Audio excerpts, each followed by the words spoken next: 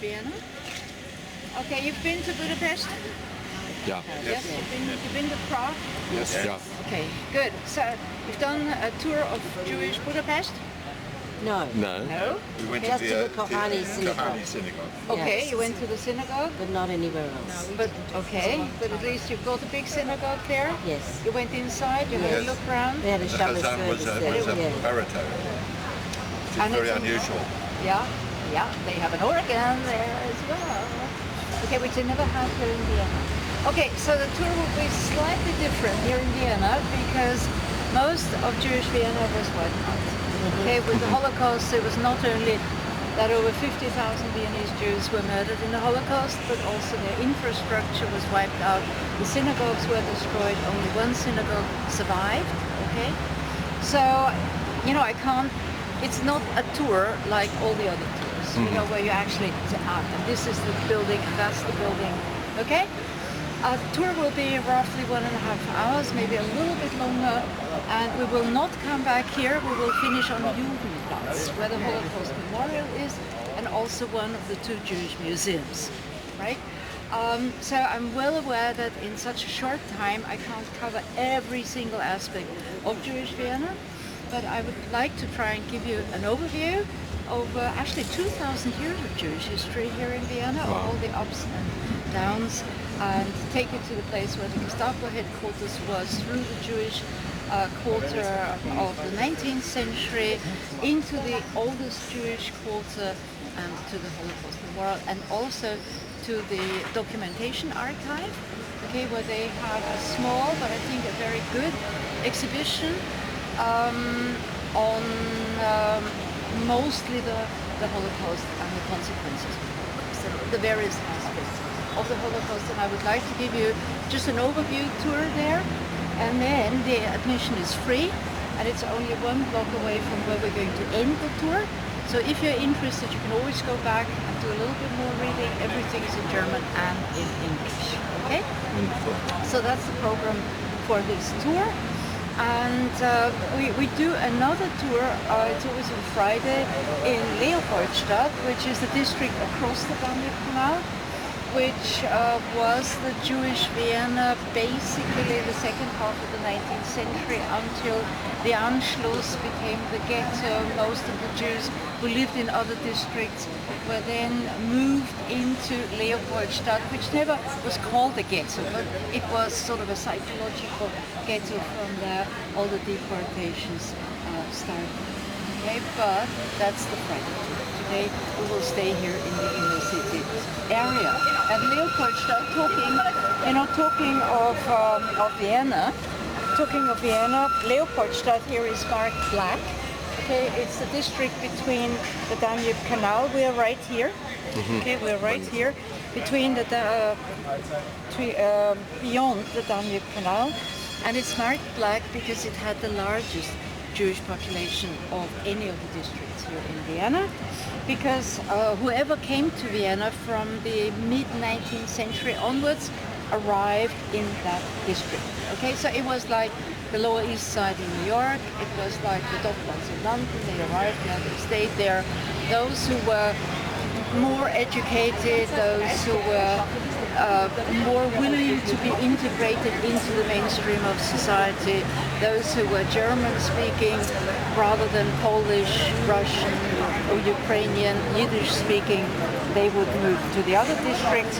And those marked green, here they had a Jewish population of roughly 30%.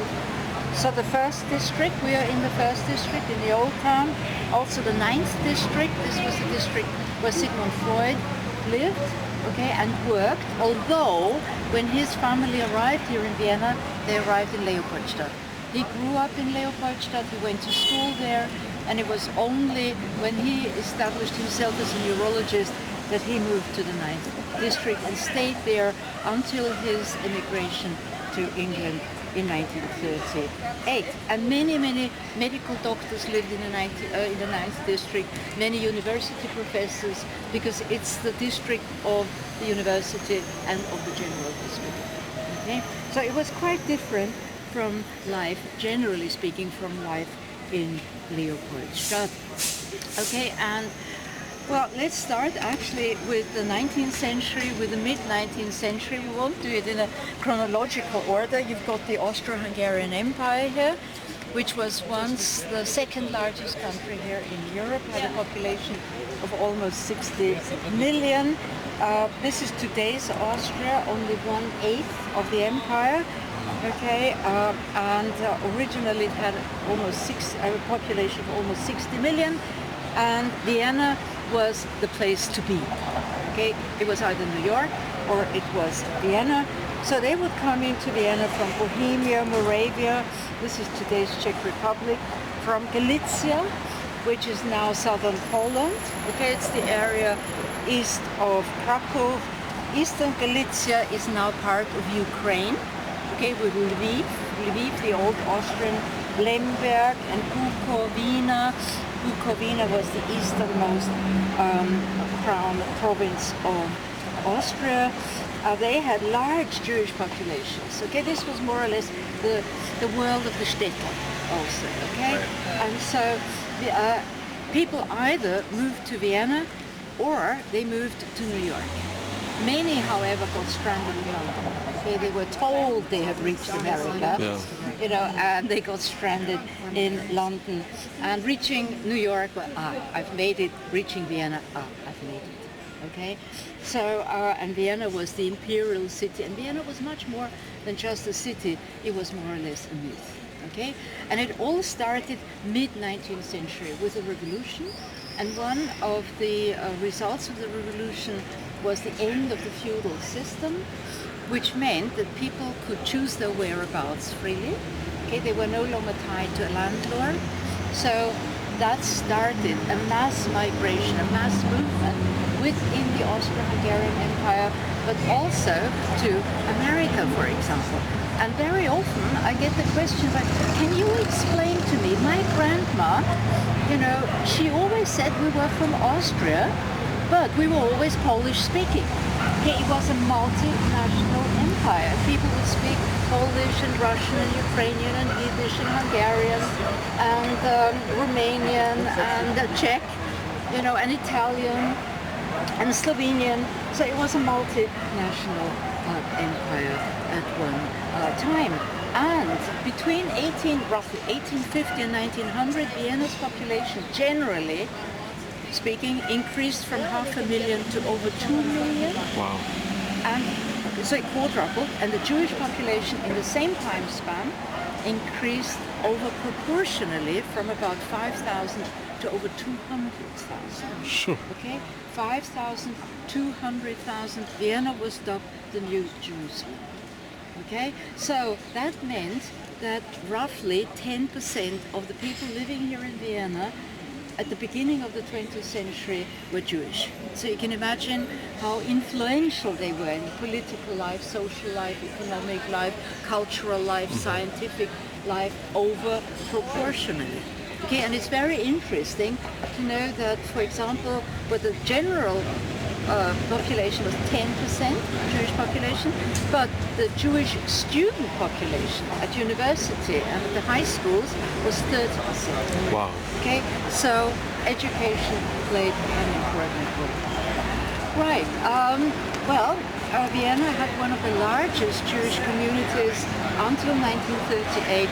Then came the Anschluss, the annexation of Austria by Nazi Germany, and that meant more or less the end to Jewish life here in Vienna. Over 100,000 had managed to get out, but over 50,000 were murdered in the Holocaust. Okay, so after the war, the Jewish population of Vienna was roughly 7,000–8,000. Okay, today it is roughly between 17 and 20,000. Okay, 17 and 20,000. But when you do a tour at the synagogue, they will say 8,000 because this is the number of the listed members of the population. Okay, but the total estimate is roughly between 17 and 20,000. And what I also wanted to mention, and then we will start straight away, across the river is now the new Jewish Vienna. Well, talking of new Jewish Vienna, it's mostly Jewish families from the former Soviet Union. Okay, because when they wanted to leave the Soviet Union in the 1970s, Yeah. they could not go straight to the USA, but they had to transit through a neutral country, and that was Augsburg. Okay, so if you look at the statistics, it was up to 50,000 Soviet Jews who arrived here per week. Okay, per week. And then most went to the United States, a few went to Israel, and then when you look at the statistics, they turned it around. Only a few to the United States because they had started limiting the numbers, and then most would go to Israel. Yeah. Several got stuck here, decided to stay here. Others came back to Vienna, and it's a strange phenomenon that now American Orthodox American families are now coming back to Vienna, and they live across the river. They have their infrastructure across the river with kosher restaurants, kosher delis, kosher supermarket, butchers, bakeries, and so forth. Okay. This Chabad. You're out with an American rabbi, yeah. Yeah. So it's interesting. It is a mix, you know. And when you ask me, well, what language do they speak? A mix. Okay. Very often, one sentence is this language, the next sentence is another language. Okay. So it is partly Yiddish, it's English, it's Russian, Hebrew also. it's Hebrew. It is many of them coming from Georgia, but the Georgia in the Soviet Union, and the Tajikistan, Kyrgyzstan, these areas. It's actually quite interesting, you know, because well, let's do it this way: Sephardic and many Sephardic Jews, Sephardims, because when they left, when they were forced out of Spain, they were allowed to settle down in the Ottoman Empire. And several areas, you know, the fringe areas here, eventually became part of the Soviet Union. So they are Sephardims, descendants of Sephardims, who eventually were Russified. And also several families decided to move further into Central Asia, to do trade along the Silk Route. And if you look at a map of the former Soviet Union, it's exactly these areas. So they come from Georgia, and they come from Uzbekistan, Tajikistan, Kyrgyzstan. Okay, so they speak their Turk languages as well. So we've got a very diversified Jewish life here in Vienna. It was always like that, and it again is. So let's go. Wow. Sorry, what is your name? It's Bridget. Bridget. Bridget Okay. Zimmermann. Okay. Bridget, you're very good, I must tell you. It's wonderful.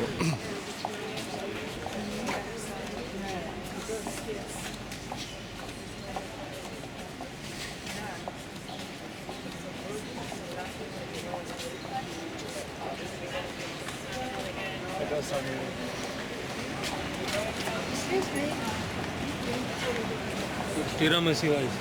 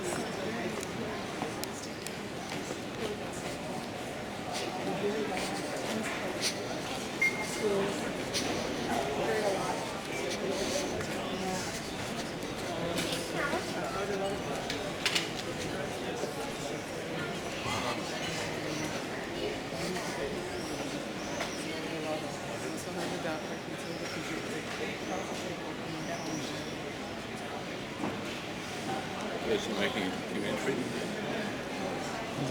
I love doing it. Okay. So I'll put it, So I'll give we've you. now entered the oldest part of Vienna, and actually also the oldest Jewish neighborhood, but we will talk more about that later on.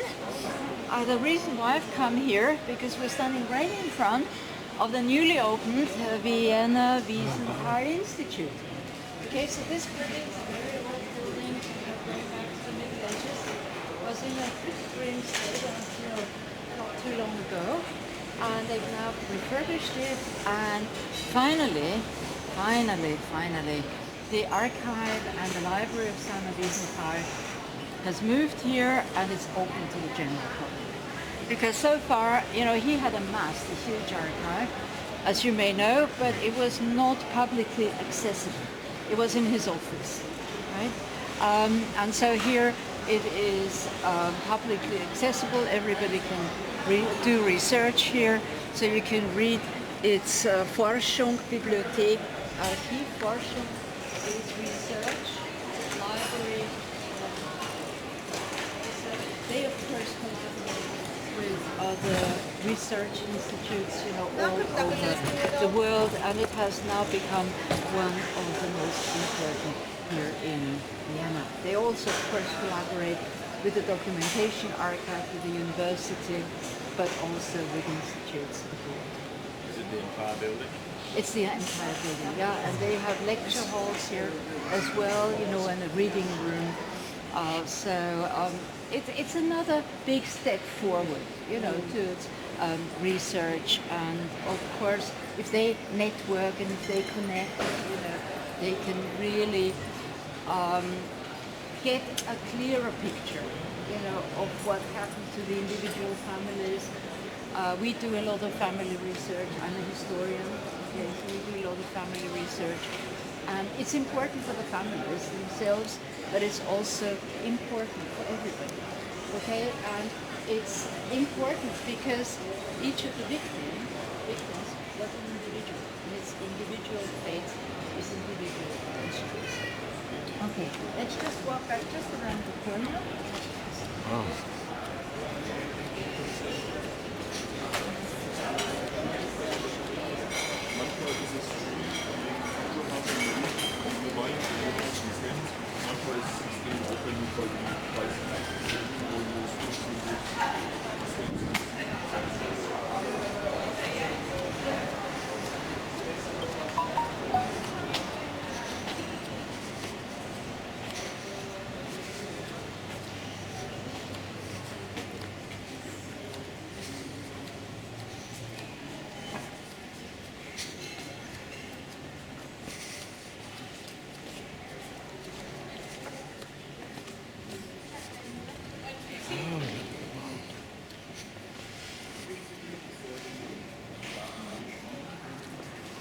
That's the show. Is this a show? Viewing on Shabbos. Is this? Okay, let's stand here.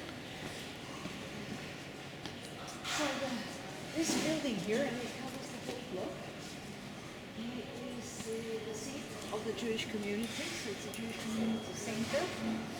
The chief rabbi has his offices here, then the library here, it's the administrative center, you know, for all Jewish affairs here in Vienna. It's a building that dates from the early 19th century, okay, and it's in the courtyard where you'll find the only synagogue here in Vienna that survived the so-called Kristallnacht, the pogrom of the 10th of November 1938. Yes, I'm just going to show you what it looks like. But these people over there, they are queuing for a tour of the synagogue. You can only enter it with a guided tour. They do tours in the morning, 11:30, and in the afternoon at 2, from Monday to Thursday. Okay? So the synagogue, that's what it looks like. It's a very beautiful early 19th century synagogue designed by the then leading architect here in Vienna. And it was built into the courtyard. And that's an interesting thing because in those days, it was not, you could not take it for granted that non-Catholic places of worship were built. Okay, it was only since Emperor Joseph II, who was Maria Theresa's son and successor, who started an emancipation movement, emancipating also the Jews, and that meant the Jews and the Protestants and the Greek Orthodox were now allowed to build their places of worship, but they were not allowed to have a direct access from the street. Okay, so we're standing here, we're standing where the yellow dot is, and that's where the synagogue is. Okay, built into the courtyard, tucked away, hidden away. Okay, hidden away, which in 1938 turned out to be a blessing in disguise, because that was the only synagogue they did not destroy. Okay, and we had over 30 big synagogues here in Vienna. Well, first of all, they were afraid the fire would spread, and also they did not want to destroy the offices of the Jewish community, because they contained all the information about the members of the Jewish community. Okay? And of course, the members of the community were forced to collaborate with the Gestapo, and they were forced to pass out questionnaires, okay, where you had everything, you know, the names, the members of the family, the profession, the income, the plans for the future, whatever, even the languages they spoke. So all the information about their members was in the filing cabinets, and they did not want to see those destroyed. But all the other synagogues were destroyed. If you go to the Jewish Museum in Dorotheagasse, on the third floor you have a touch screen, and you can visit the synagogues. Okay, of course they're virtual reconstructions.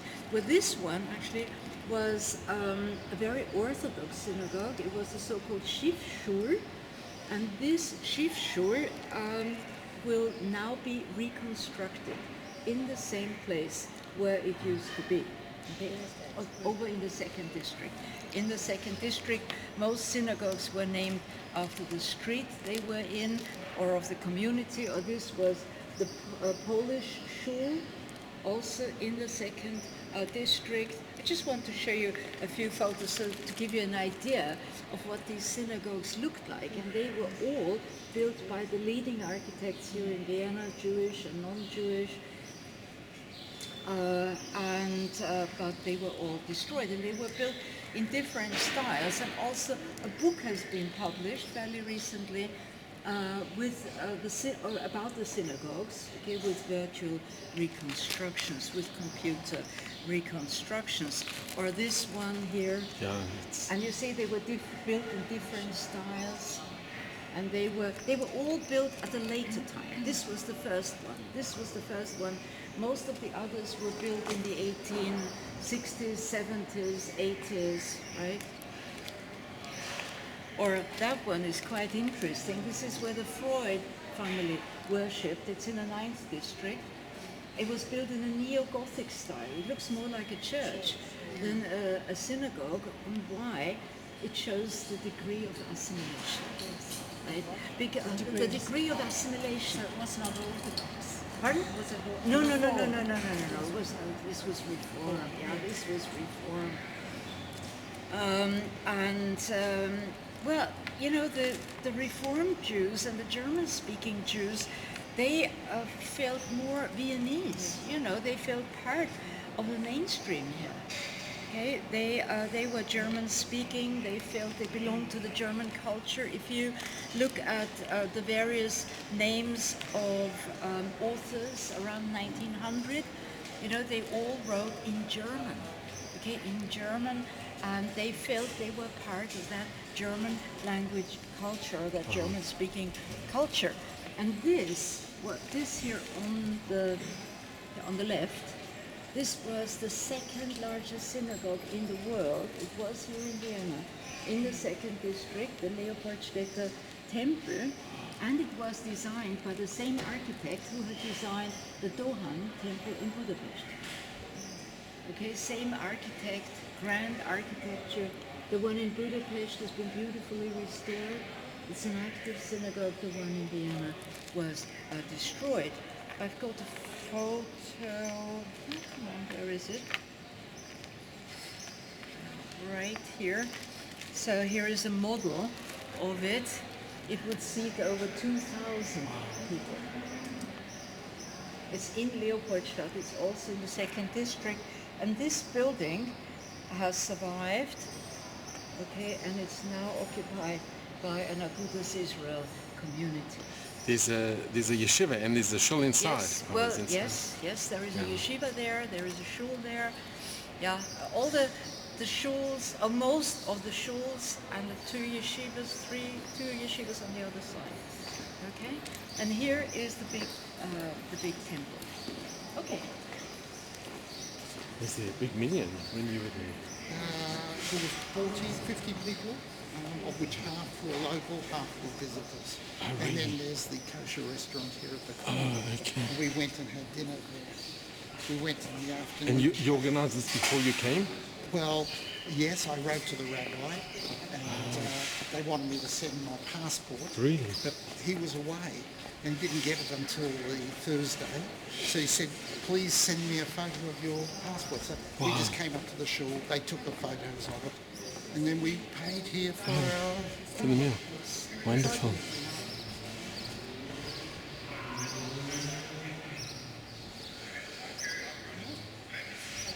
Okay, this is one of the several coach restaurants now here in Vienna. And we are actually now they're opening one after the other, especially across the river in Leopoldstadt. Well, this one is more or less the official one of the Jewish community. So whenever there are weddings or bar mitzvahs, or after the Shabbat service, the meals are served here. It's not open now because they open only at 5. Okay. They also in this building they have an industrial kitchen where they produce about 1,500 kosher meals a day for the old people's home, for the Jewish schools here in Vienna, and also meals on wheels. Okay, so and Jewish life, you know, it's the Jewish community is fairly small here in Vienna, but it's very, very active, and it's very well woven into the general pattern of Austria. Okay, and we have now a Jewish film festival, a Jewish klezmer festival, we have Jewish literature festivals, street festivals, you know, so they are present, they are very present in public Your life. question. Yes. Was this always a Jewish restaurant? Yes. So did that family survive or come back? Or It was a Polish family, I don't know who owns it now. Okay, but the former owner, he was from Poland, so he was always a survivor. But I don't know about the situation. Well, survivors, you know, they're getting very, very old now. So this is.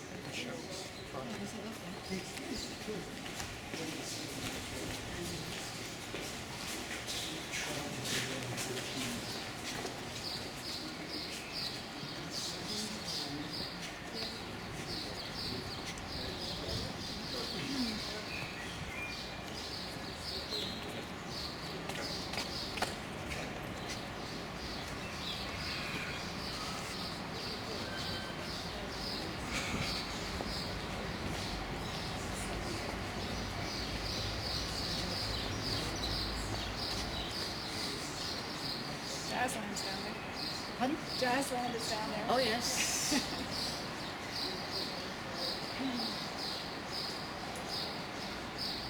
Yeah, so the Jewish population now in Vienna, it is very mixed. You know, it's partly people who survived the war here in Vienna because they lived in a mixed marriage, for example, or they lived in hiding, or they were simply lucky. Okay.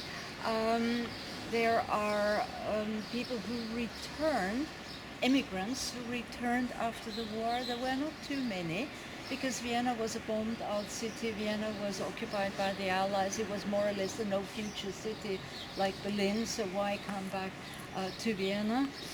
Also, those who had left the country, and that applied not only to the Jews, but generally speaking, those who had left the country, they were not really welcome after the war. They were the ones who had a good life. Okay, we had the war here. We suffered. We suffered the bombings, but you had a good life in America, wherever you went. So stay there. So that was basically the general attitude. And as I say, it not only applied to the Jewish population, but the general population. Okay. So coming back, many were traumatized, were so traumatized, that they said, we will never, ever set foot on this country again. So different, attitudes. And again, one has to look at each individual case. Right, so we're now standing in the very, very oldest part of Vienna. If we started digging here, we would find Roman ruins everywhere. Okay, so it was way up above the Danube, where the Romans built a military camp, and we know that already 2,000 years ago, Jews traded here on the Danube. Okay, but we have no names, and it's not until the early 13th century that German Jews were encouraged to come to Vienna to boost the salt trade. Salt was very important. Salt was dubbed the white gold. Okay? And the local dukes invited Jewish families, merchant families from Germany to settle down in Vienna, and that's where they settled down. This church is the oldest church here in Vienna, dating basically, as far as the foundation is concerned, dating back to the 9th century. The 9th century, so this marks the very, very oldest part of Vienna, and we know that these families settled down in this area. In Portugal, Vienna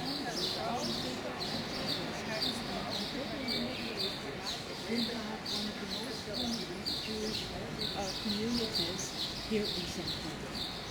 Okay? And they lived here originally, but around 1230 they moved further south to where Judenplatz is now. The Judenplatz, where the synagogue was, where the medieval synagogue was, that's where the area they moved to. It's not far away from here, it's just a few blocks away from here. And why was this the oldest part? You have to imagine, I know you need a lot of imagination now. A branch of the Danube River would flow right by that church. Okay, so there was a Danube harbor at the bottom. Yeah, and this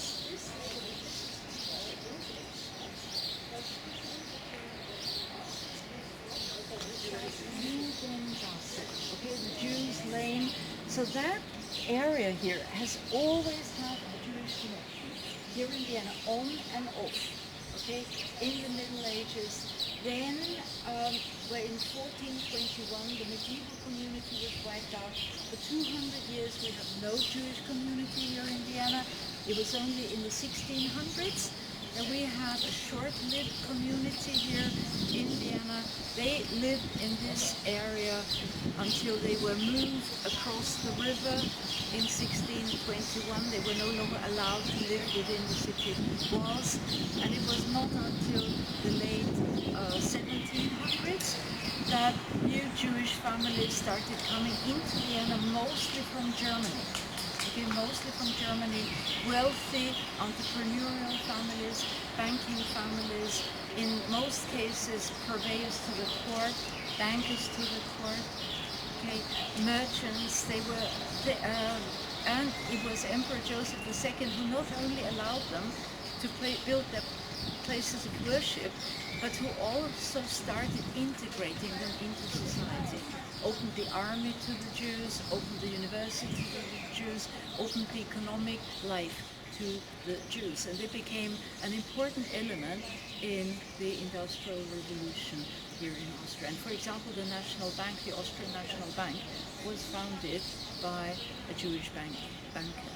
Okay, it was Iskis. Right, let's walk down.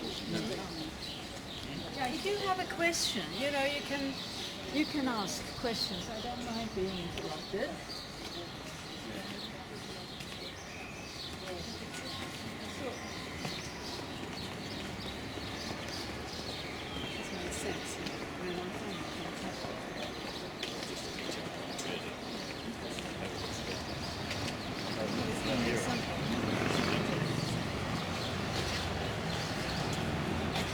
So now, if you look back, you have a better view of the church of St. Rupert's.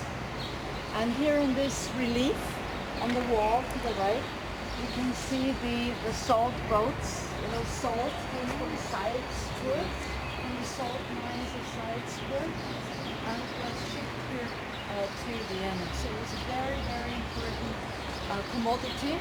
So of course the job the Jews did was very important. Okay? It wasn't, of course, not exclusively Jewish merchants, but they played an important part in it, in trade. And Jews in the Middle Ages were not allowed to join guilds. Okay? So their only source of income could be trade. Okay, it was trade and was money lending, banking, and tax collecting. Okay, so that literally pushed them into these areas. Well, now if you look back, this church is also the location of a famous movie. I'm sure you're familiar with that movie. It was shot here in Vienna, 1948, starring Orson Welles, Joseph Cotton, Trevor Howard. It's been Oh, wow. The third man. Yeah, exactly, yes, exactly, that's the music. And also The Third Man, which was voted the best British film of the 20th century, okay, shot here in Vienna, and it also is just a slice of Jewish life, okay? A slice of Jewish life. Why? The man who had the idea, who produced the movie, was Alexander Korda, okay, who was an Austro-Hungarian Jew, who knew Vienna inside out, who had all the connections to the local authorities, but also the Allied authorities here in Vienna. Without him, that movie would never have been made. And all the extras in the movie, they were also Austrians. Although it was a British film production, it was a London film production, but they were all Austrians. And how come? About 30,000 Austrian Jews had managed to get out to Great Britain, many of them living in London, and Korda wanted to give them jobs in his studios, you know, to help them survive, you know, and to make some money on the side. So all the extras in the movie are Jewish. Also the guy who played Baron Kurz. He was a very, very popular Austrian actor, but had to leave Vienna in 1938, went first to the UK and then to Hollywood. And sadly, you know, this was a big irony, the only parts he was allowed to play, guess what? Was Nazis. Wow. Was Nazis. It's an irony, eh? It is an irony, but it was because of his accent. Wow. Because of his accent, you know. He was convincing, isn't he? Oh yes, and he was convincing. I'm sorry, Bridget. Ernst Deutsch. Ernst Deutsch. Ernst Deutsch. Ernst Deutsch. Ernst Deutsch. He was one of the most popular actors of the National Theatre here in Vienna. Yes. But he was forced to leave. Okay, so just Because they founded the aliens, the Dutch family.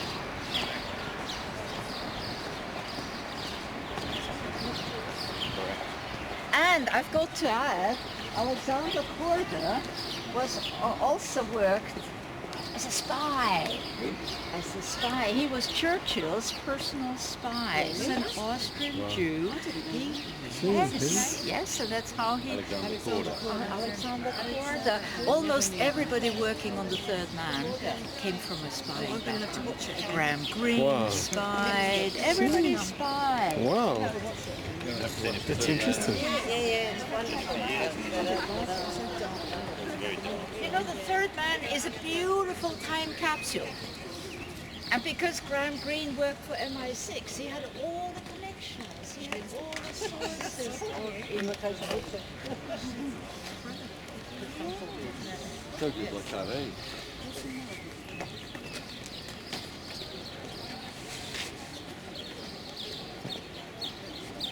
And he crossed the Atlantic ever so often and built sets in Canada. In Canada, on the surface, you know, to make movies. But in real life, it was to train spies for the continent, for alpine landscapes. Okay?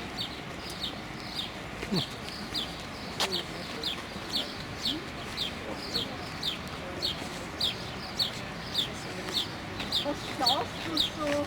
Wenn so froh, dich zu sehen. Ja, das war so okay.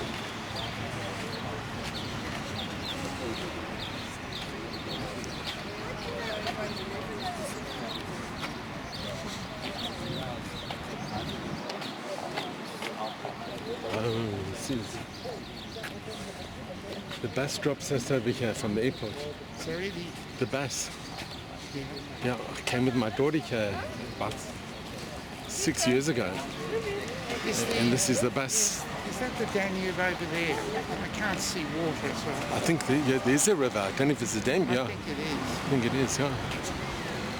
So the airport bus that stops here, Oh, airport. and here's where they were deported. It's like unbelievable. Oh, it is.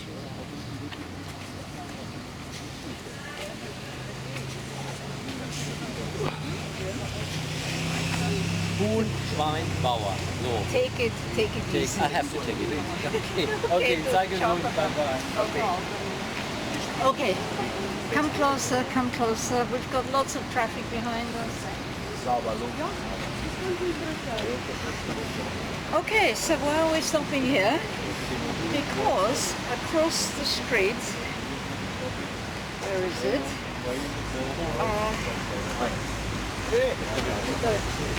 Across the street, where you now see this modern building. Yeah, I tell you what, why don't you sit down and I can stand here?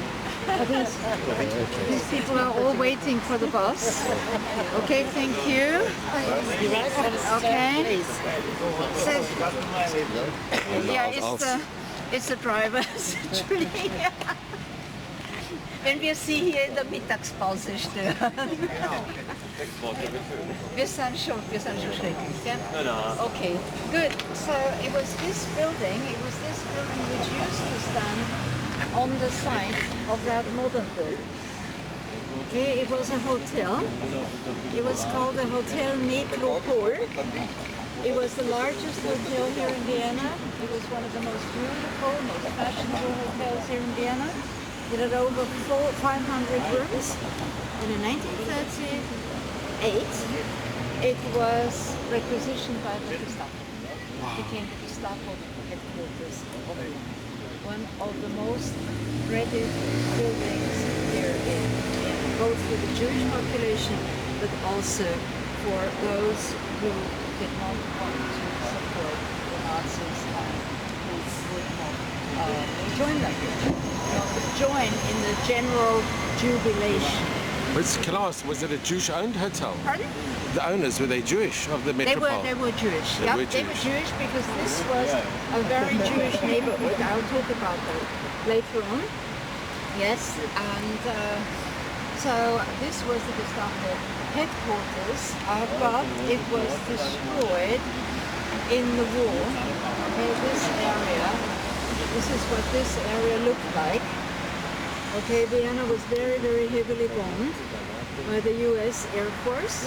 53 air raids were flown over Vienna because sadly Hitler had moved most of the war industries from Germany to Vienna and the environs. That made it a military target.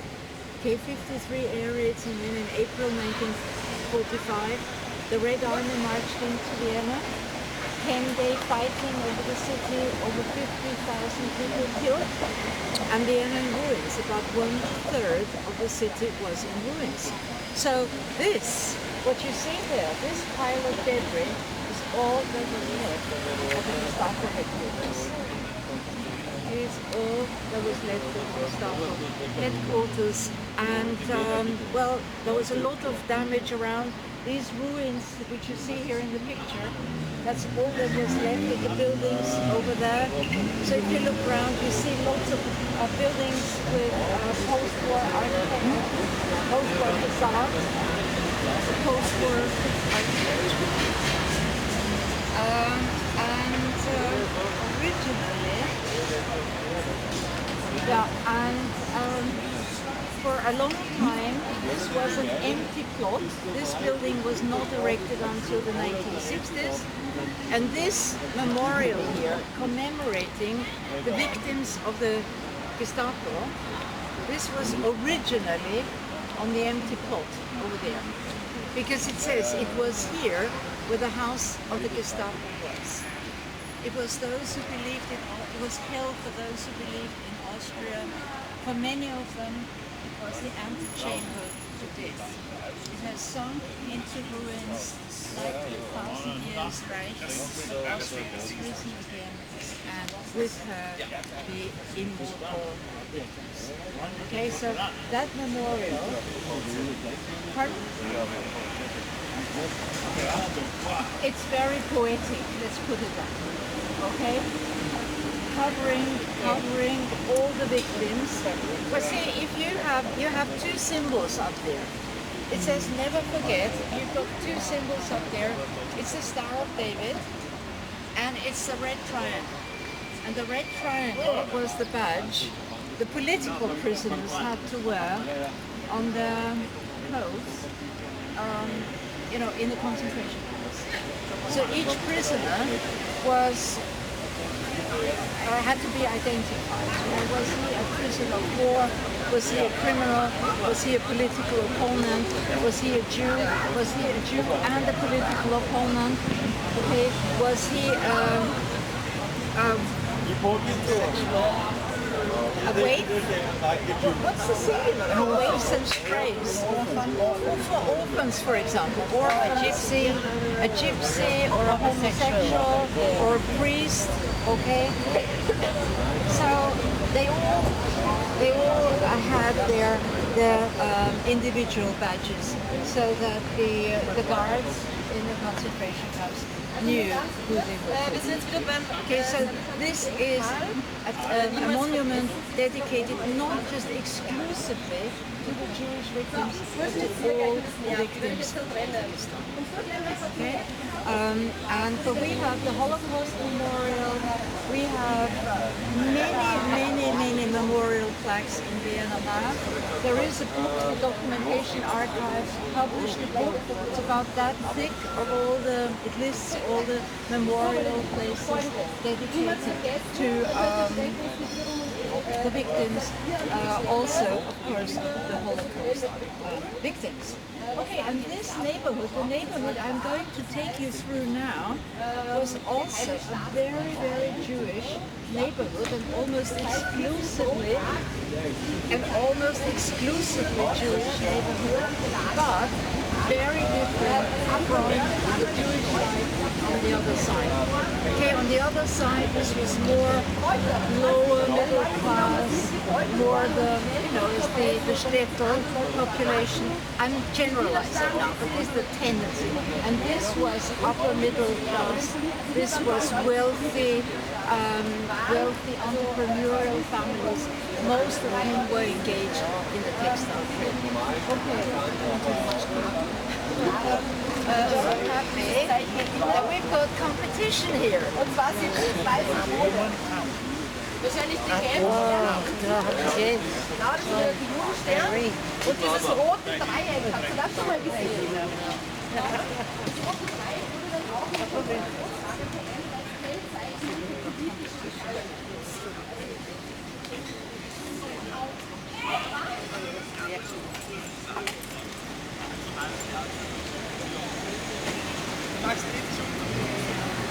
Inside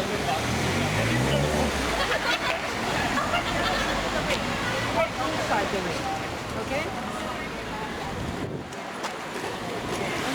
Yeah, so we are in the first district, and you can tell it easily.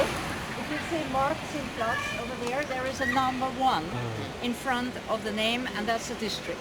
It's not the number of the building, but it's the number of the district. So it's the old town of Vienna.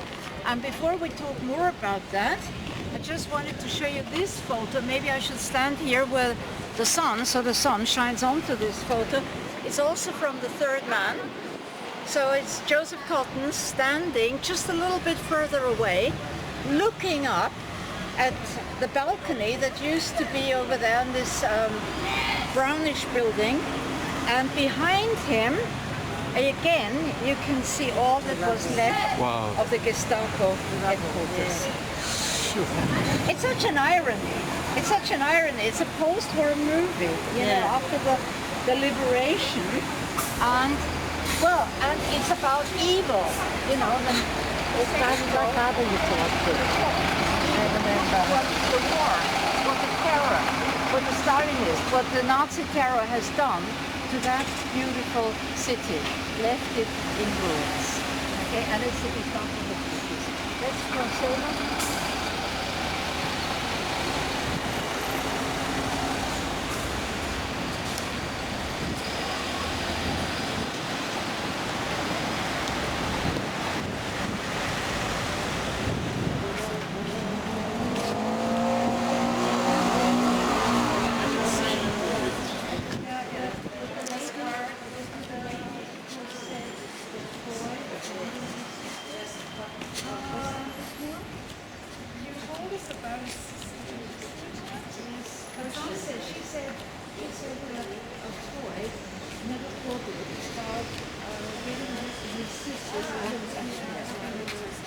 Okay, so maybe it was a bit good. I want to see the guys. Oh yes, yes, oh yes, yes. We'll check this is impossible. He was taken there maybe in 1938. Oh, cute. So cute. Doll's houses too, eh? It's pretty cute, that. It's for leprechauns.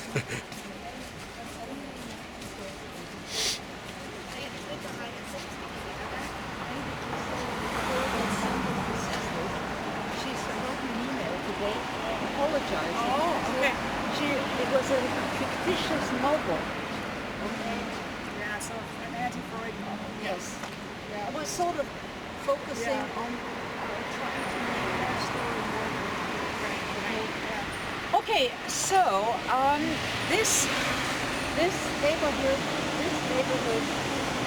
a Jewish neighborhood, it was part of the Ringstraße development. Okay, so again, we've got the sun. I should stand over here so you can see it better. Yeah, I think that's a lot better. Well, it was in the second half of the 19th century that the ring boulevard was laid out, and that all the grand buildings were built along the ring. But not only the grand public buildings like the State Opera, the National Theatre, the University, the Parliament, the Town Hall, and so forth, but you see quite a few blue, dark blue and light blue buildings, and they were owned by Jewish families, entrepreneurial families. And it was for the first time, this was in the 1870s, the Jews were allowed to buy property. Okay? In 1876, they had been given full equality, all the civil rights, full equality according to the Constitution, all the constitutional rights actually. And the first thing they did, buy property along the ring. They had made it. Okay, they had made it. They were very, very proud of it.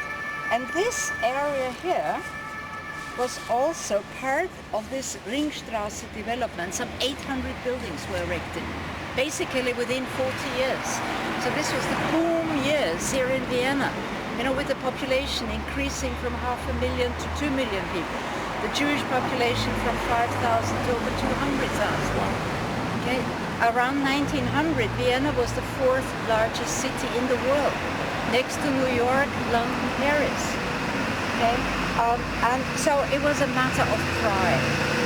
And this area, as I said, this neighborhood here was part of it, and I've enlarged one part of the map. So this would have been the Gestapo headquarters here.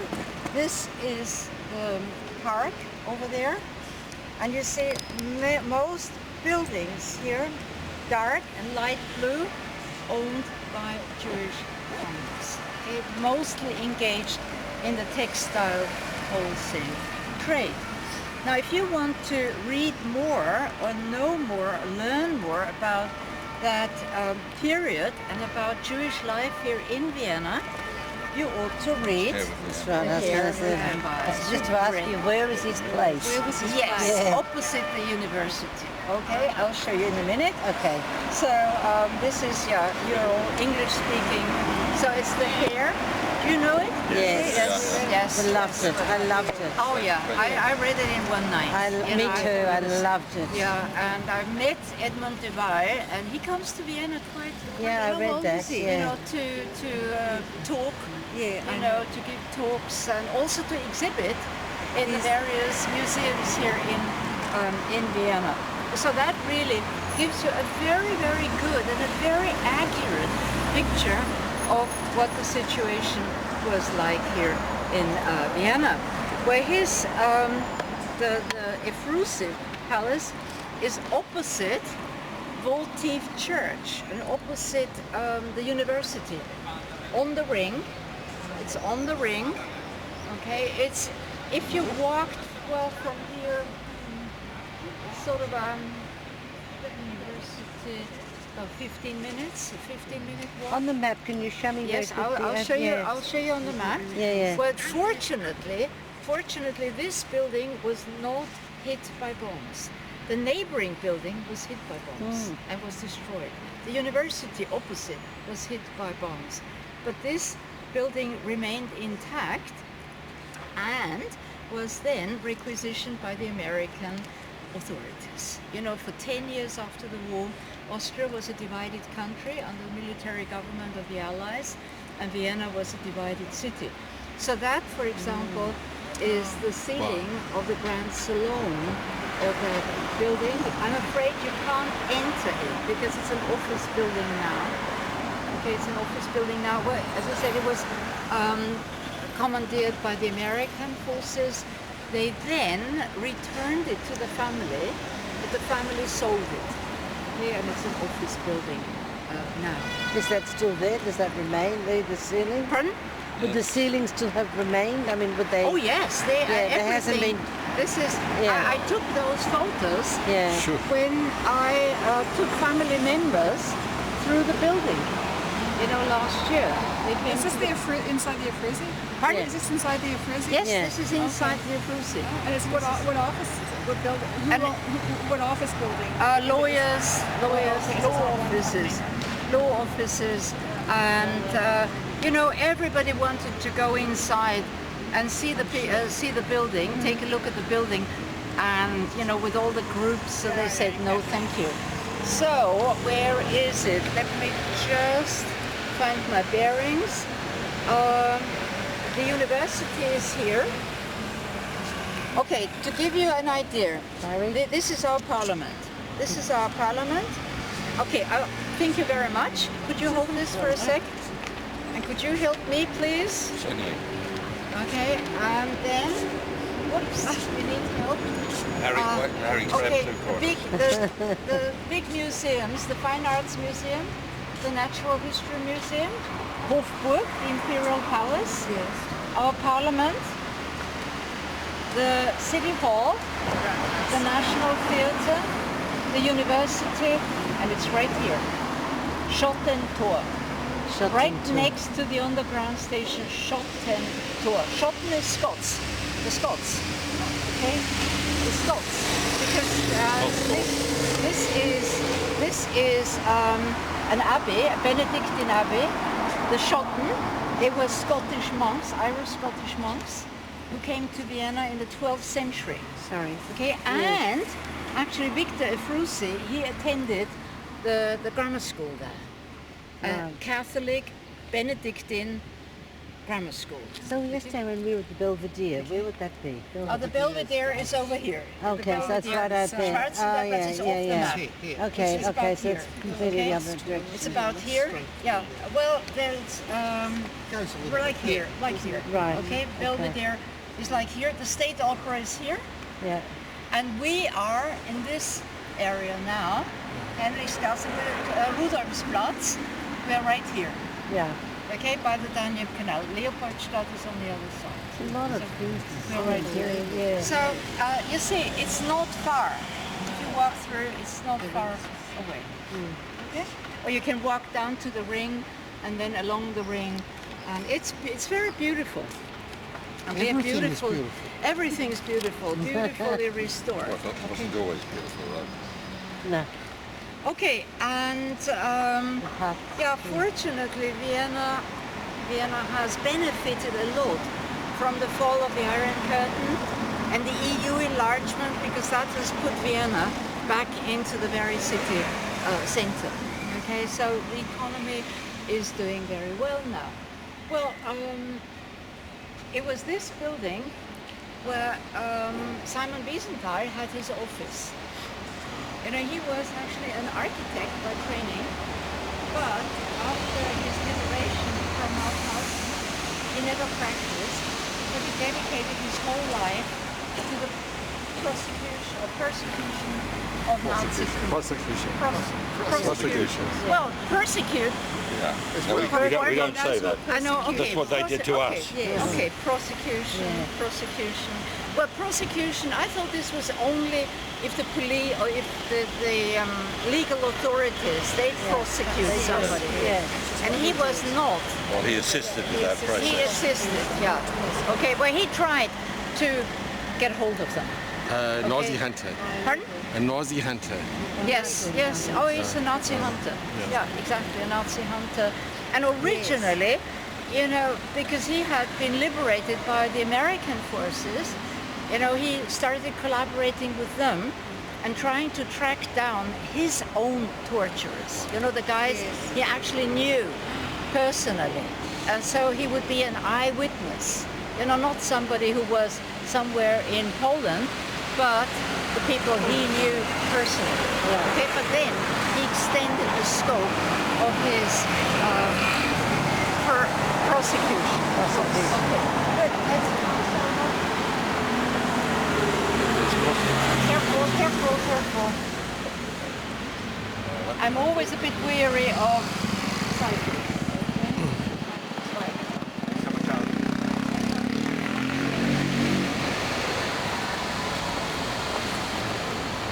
But they all are. The two-wheelers, they all... So you know, today there's Dr. Ephraim Zurov. Pardon? Do you know Dr. Ephraim Zurov? No? He's in Israel. He's also part of the Simon Wiesenthal to continue looking for Nazis and Yeah, yeah. and bring them to justice. Bring them to justice. Well, now they're... So you know what he told us? No. When a Nazi, Excuse me. yeah. Don't run away, don't run away. Yeah, When a Nazi dies, he's very upset yeah.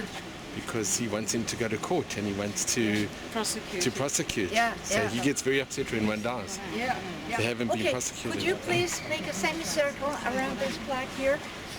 So we've got hundreds of these plaques here in Vienna, and their numbers are growing, are constantly growing, and they're dedicated to people, Jewish Viennese, who either lived in that building or who attended a shul in that building, or who moved to such a building into what was called Sammelwohnung.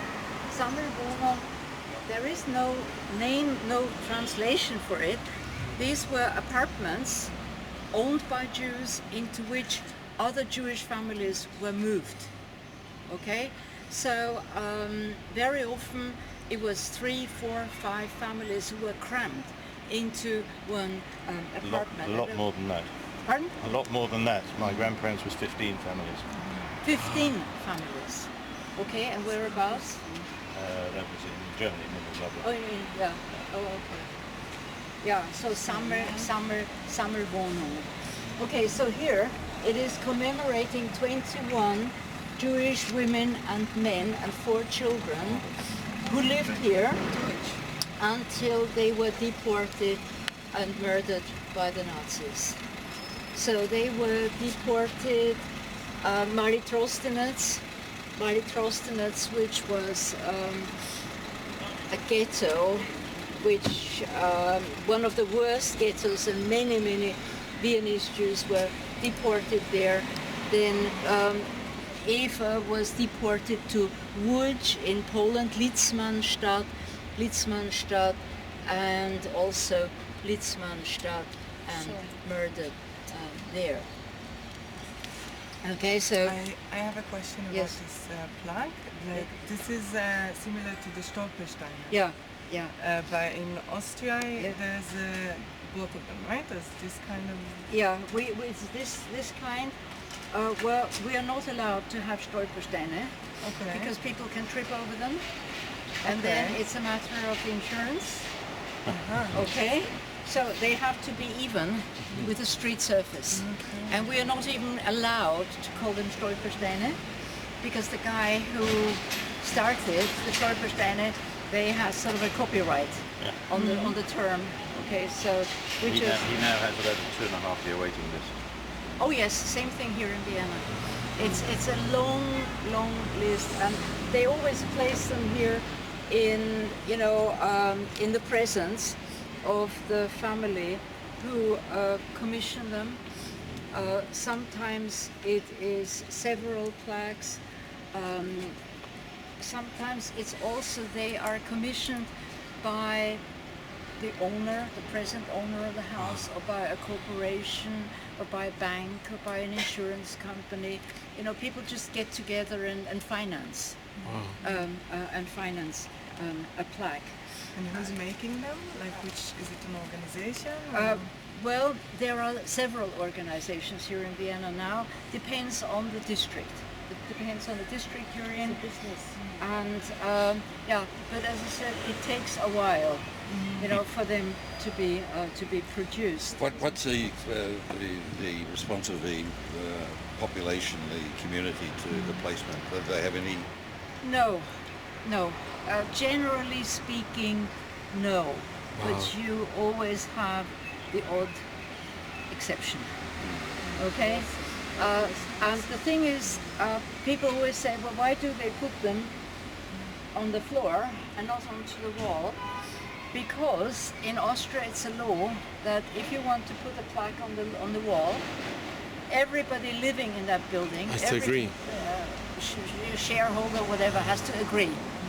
And legally speaking, it is virtually impossible because people move out or meet people and then somebody else moves in. So this is neutral grounds. This is public property. So they put them here, and they keep them clean, because in winter when the ground freezes, and they melt the ice with salt. Oh, they Okay. They Then, corrode. they okay. corrode. But in springtime, there's always people who clean them. And the Austrian term is they're called plaques then. Yeah, Gedenk.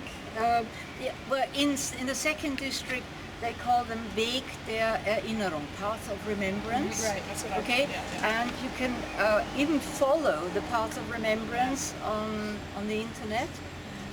They now have over 200 plaques on the other side in Leopoldstadt, and very often it's a series of plaques in one place. Okay, in one place. But you see, the numbers are growing, and and it's good so. It's Presently, 200 plaques for 250,000 people. 200 plaques in Leopoldstadt. Over Yeah, here. that's in the Yeah. second district. It's No, in, it's, of course, there must be somebody to commission them. There is a discordance in numbers. There is. But there it's is. great. But I said, it's a fairly new thing. It's only been going 3 years. For a few years, and fortunately we've got that. We've got other initiatives. Okay, so for example, at one time they had the I don't know what you call it, initiative of placing white roses onto the doors, the entrance doors of buildings where Jewish families used to live, with name tags on them, simply also to raise public awareness towards the Jewish population that used to be here in Vienna. Also, for example, we had the initiative of it's called A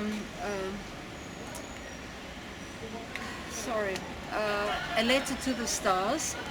A Letter to the Stars, in which over 30,000 school kids were involved, and they were asked to pick a name from the list of Nazi victims and try and do as much as research on the person or on the family. And some of them even went to England, went to America to interview surviving family members. And then they had a big meeting on Heldenplatz, the same square where Hitler had proclaimed the Anschluss, the annexation of Austria. They had a stage there. They talked about their job, what they had done, what they had found out. Also survivors talked to the kids. And then they were asked to write a fictitious letter to their victim, okay, and tie the letter, symbolically tie the letter to the white balloon and send the balloon up.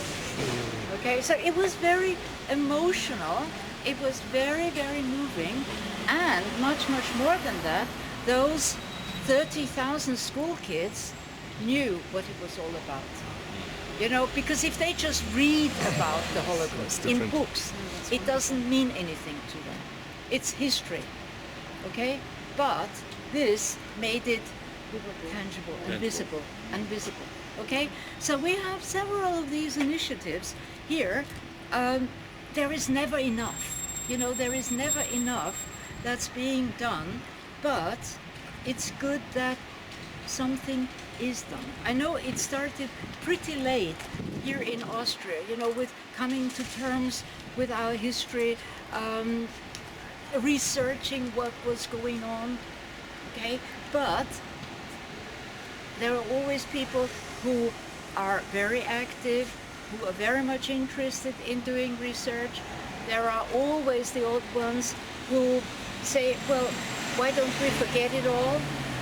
You know, and it's now the second and third generation who are actually interested in doing research. Those who were affected themselves, they didn't talk about it. You know, I've come across that ever so often. My parents, they never talked about it. My grandparents, they never talked about it. It takes 3 generations, you know, to do research, no matter what it is. The war. Like, let's take the Vietnam War, for example. Those who were actually involved, they don't talk about it, okay? It's the next generation or the third generation.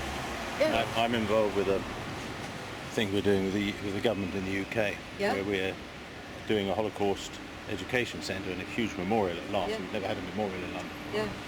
And I'm involved with the interviewing of the survivor testimony program of survivors who've never been interviewed. Yeah. And most of them have been put forward by the grandchildren. Yes. Not the children. Exactly. And the psychiatrist has said basically, and my parents would never, ever talk about, talk about Germany. Yeah. That they can't relate to the children, but they can relate to the next one. Amazing. It's the third, it is the second and third generation. Yeah, definitely.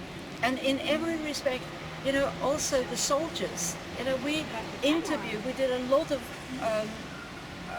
well, I was involved in a program, you know, interviewing soldiers of the Wehrmacht, okay? Wow. They would never ever talk about the fighting and about the cruelty and about whatever they had seen. They only talk about the camaraderie. You know, camaraderie and literally Christmas in the trenches. Well, it's a human condition. This is the only way man can survive, you know, by suppressing it somehow, forgetting it, trying to forget. And it's both the victims and the perpetrators. They both tend to suppress. It surfaces sometimes. It But the next generation will in the bring next it out. in the next generation. close. Yes, that's very, very true. Of Richard, course, can I just ask you, in the second district, there's writing also on the street, on the pavements. Yes, What this is was, that writing? Oh, this is it was an initiative also trying to draw the attention of the public towards Jewish life in that district. And it's very often, it's either quotations, or in one case, it's about a boy a Jewish boy who had a bicycle. And in those days, you know, at the time of poverty, unemployment here in Vienna, having a bicycle was, you know, like having a Ferrari today. And then with the Kristallnacht, or even before that, actually right after the Nazis had taken over, illegal raids were organized by Nazis and collaborators, plundering, taking away from Jews.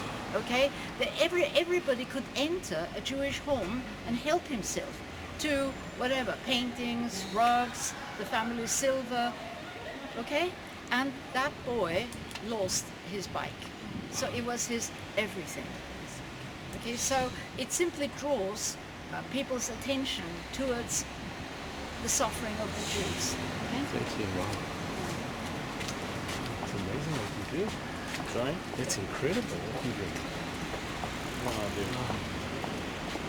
Interesting thing. I speak to you. I did an interview with her in Vienna, the Holocaust survivor. What can they do? Well, from Yugoslavia. You know, BBC did a film on They that. can't bring them back. At Taking least them they're back from to the Germany. You in it?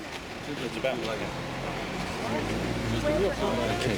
it's been shown in South Africa. I doubt it. I don't think it has any connection. No. Okay. Just very briefly, well, this square is called Rudolfsplatz. Rudolf, who was Rudolf? Rudolf was Emperor Franz Joseph's only son, and the heir to the throne, the one who killed himself in his hunting lodge in Meierling. Okay, but what is important for us, that he had many Jewish friends, many of whom were journalists, were publishers, were intellectuals, who he supported.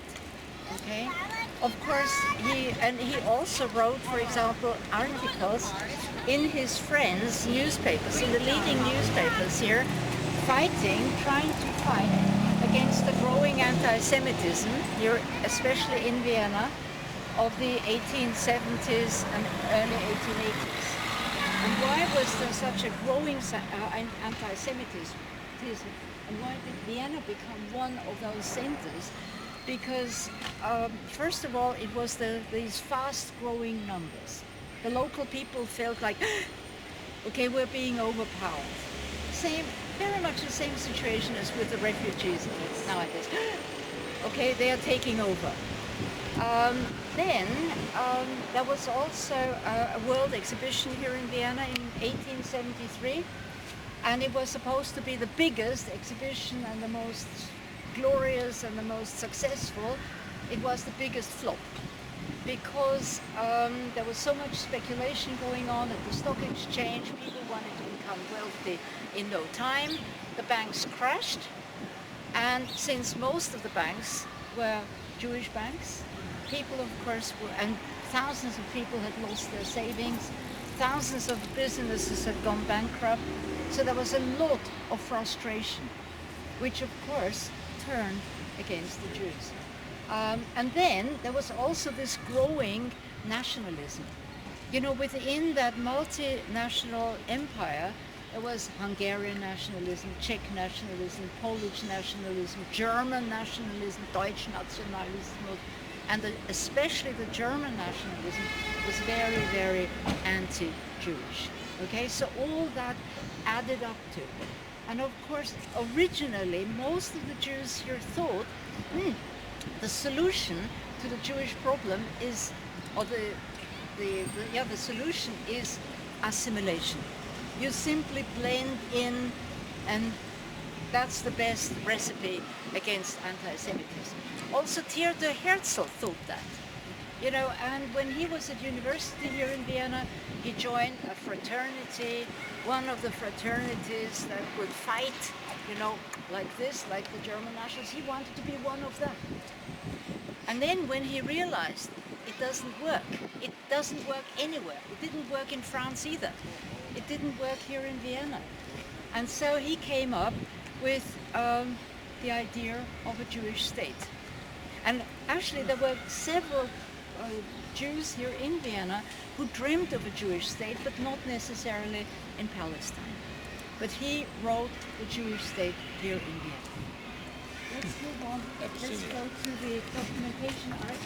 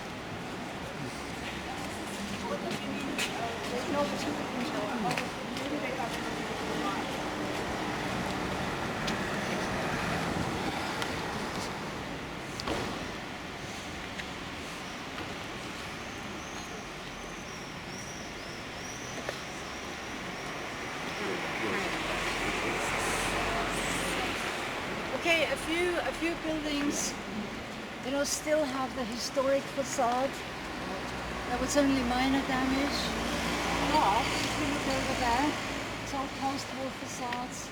This yellow building, see the grey part? That was the part that was hit by a bomb. If you look behind you, so there was a lot of damage here in Vienna, and yeah, very often.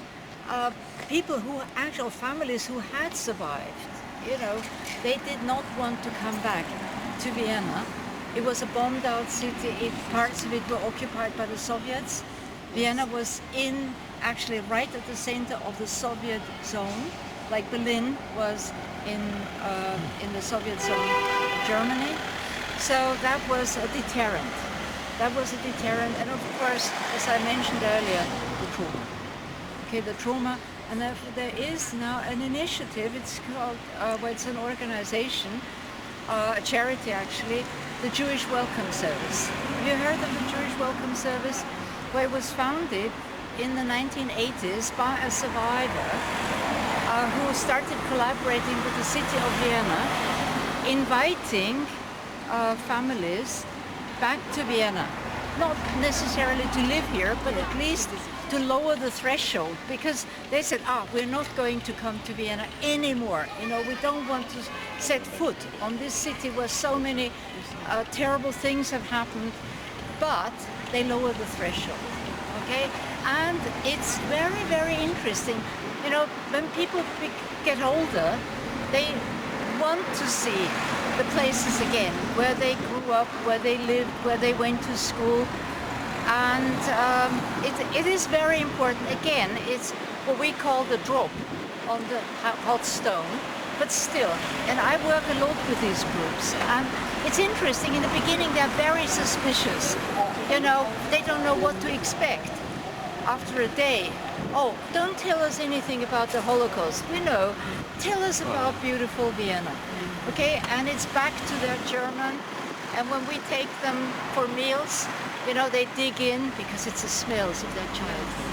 Wow. Okay, so it is a very, very good initiative, the Jewish welcome service. Very important. And then they keep coming back, you know, with their husbands, wives, children, grandchildren, simply to show them where their roots were here in Vienna.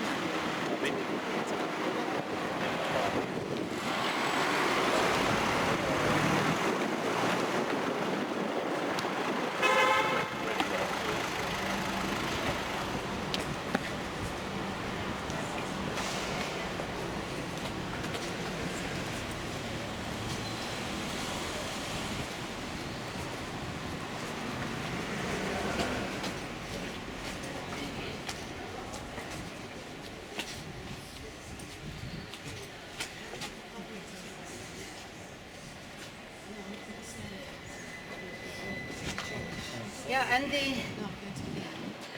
the idea behind the Jewish welcome service was also, for example, to organize school exchange programs between Austria and Israel, for example.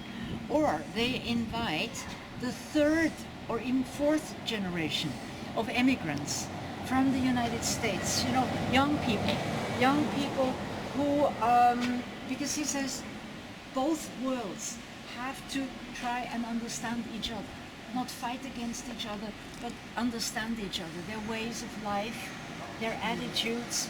So it's understanding which was the main idea behind the program, especially as far as young people were concerned. Oh, sorry, I'm sorry.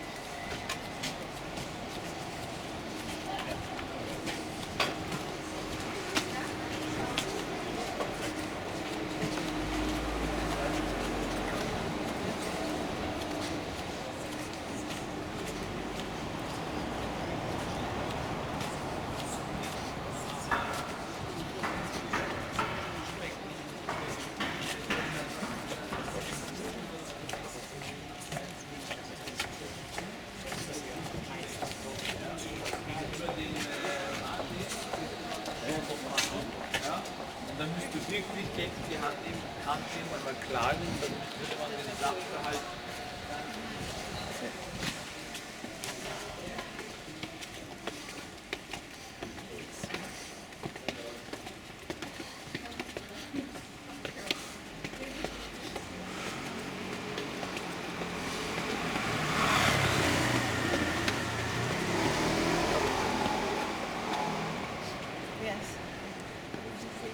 Ich bin müde.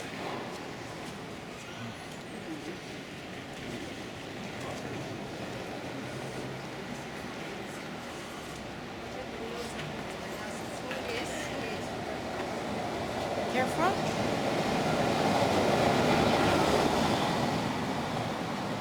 Okay, let's walk into the gym.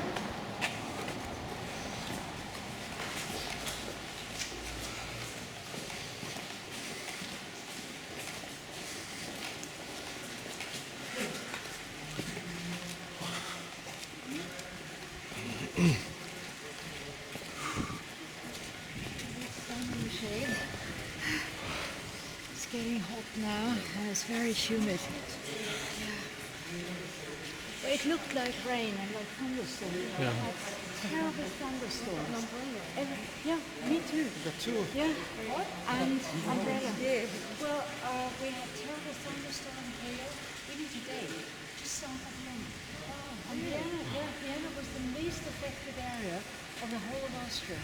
You know, as far as thunderstorms and a lot of damage and flooding. Oh my goodness. Okay, oh yeah. So you're actually very lucky. So this building used to be our town hall. Today it houses the Austrian Documentation Archive. So if you look up there, you've got the shelves, you know, all the bookshelves. It's a library and archive. It's a huge archive. huge archive which is open to the general public. Everybody can do research here. And it's called the Austrian Documentation Archive, originally of the Austrian resistance. So it was founded in the 1960s, 1963, with the main objective of researching resistance here in Austria.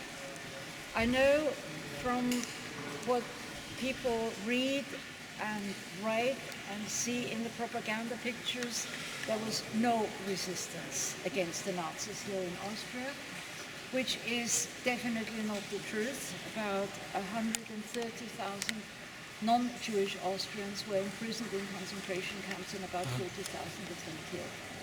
Okay, so there was resistance. Of course, you don't see it in the propaganda photos. And I know it is very new to most people, a new aspect. Okay, there was a lot of collaboration, there is no denying about that. Some of the worst Nazi criminals came from Austria, there is no denying about that, but there was another side as well. Okay, and so it was documenting the Austrian resistance, but in the meantime, the scope of this institute has widened dramatically, and now the focus is on the Holocaust. Is on the Holocaust, the time before the Holocaust, the time after the Holocaust, and they are also keep a very watchful eye on what's going on in Austria at the moment with our center, right of the center government. You can imagine how happy I am with this government, very populist government. Yep. Because people, they always listen to the big mouths, all over the world, unfortunately.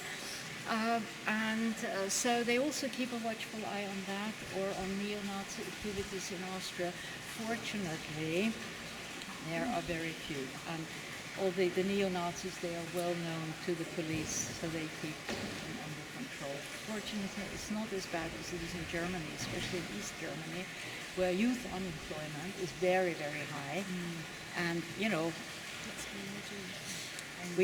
we are only strong in a gang, if we have boots and if we can shout and blame somebody else. Blame somebody. And blame, definitely. Blame somebody. Blame, they still blame things on Jews. That's right. The Jewish population is minimal. But it was for centuries, and it just carries on and on and on. And they say in Poland, for example, there are just a couple of thousand Jews, there is growing anti-Semitism. And people talk anti-Jewish without even knowing a Jew, without having seen anybody. Or it's again, with the refugees. They're coming in by the millions. Okay, anyway. Richard, yes?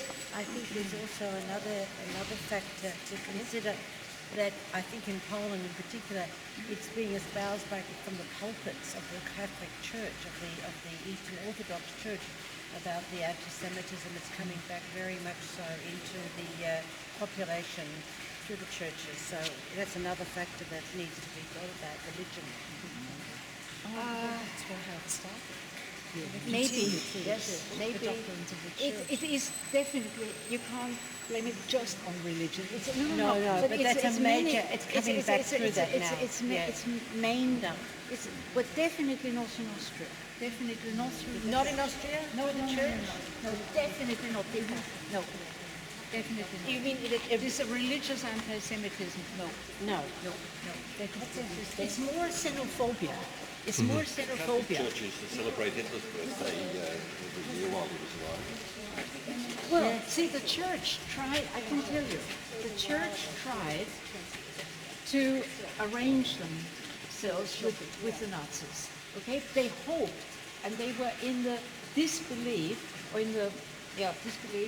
that if they sort of kept quiet, the Nazis would not harm them. Okay, our Archbishop, he thought that way. Of course, today we know what happened afterwards, but he thought, let's compromise. when he found out, which was only a few months later, he invited 5,000 young Catholics into St. Stephen's Cathedral. And you know what he preached there? There is only one Lord, that's there. And it's only one Führer, he said, actually. Only one Führer, and that's the Lord. What year was it? In 1938. Okay, in 1938, and guess what happened? Immediately, the Nazis started raiding the churches, imprisoning priests. Many of the young people, they were 16, 17, 18-year-olds, were arrested. Okay, the Archbishop just barely made an escape. So in 1938, many people who now, who later also, who became our prime minister after the war, people thought that joining the Third Reich was the solution to all the problems here in Austria. But let's talk about that inside where it's cooler. Yeah. Wonderful. Oh, this one. And a chair. Yes. Okay, muss ich erzählen. 2, 4, 5, 6, 7, 8. Okay, so let's now let's just walk through.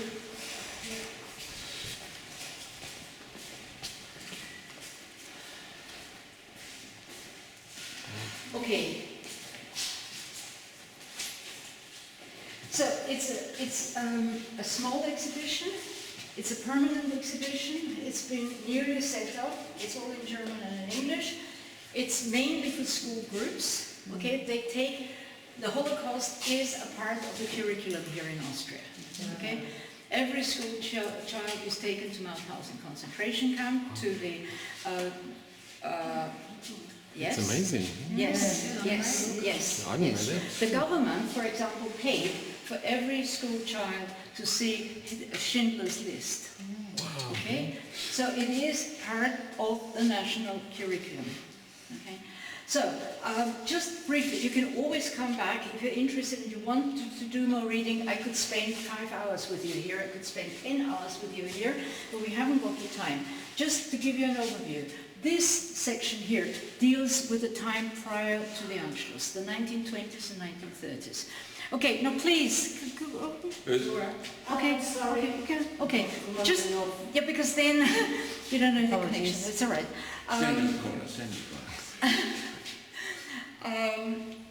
The empire, second largest country in Europe, Vienna, the imperial city. After World War I, Austria was reduced to 1/8 of its original size.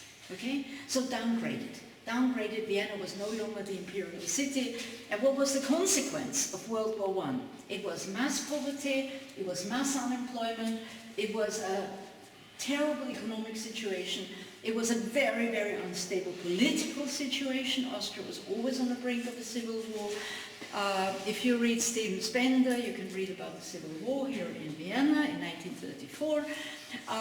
There was our Prime Minister Dollfuss, he was assassinated by illegal Nazis. There was terrorist attacks. Austria, after Hitler had assumed power, Austria was flooded with illegal Nazis, okay, who were supposed to pave the way for the Anschluss. And then Hitler presented himself, first of all, as an Austrian.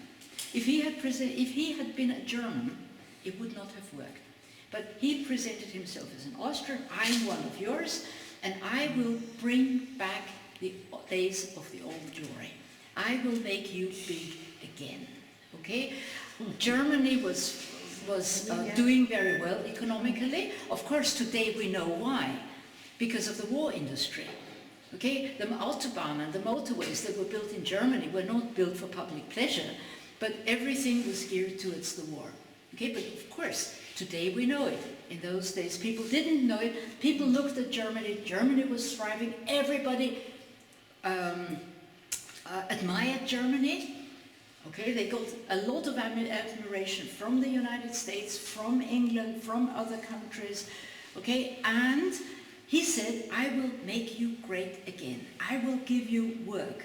And you still hear old people, well, Hitler wasn't that bad, he gave me a job, or he gave my parents a job, who had been unemployed, who had been on the dole for years, you know, living on stale bread and literally water.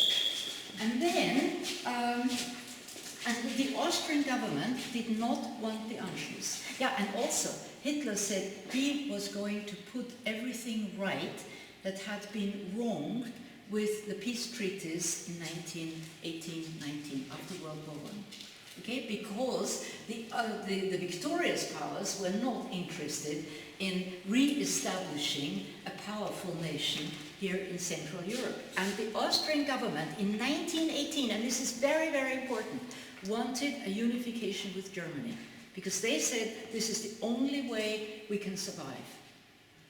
But we were, of course, not allowed to join Germany. We had to stay separate.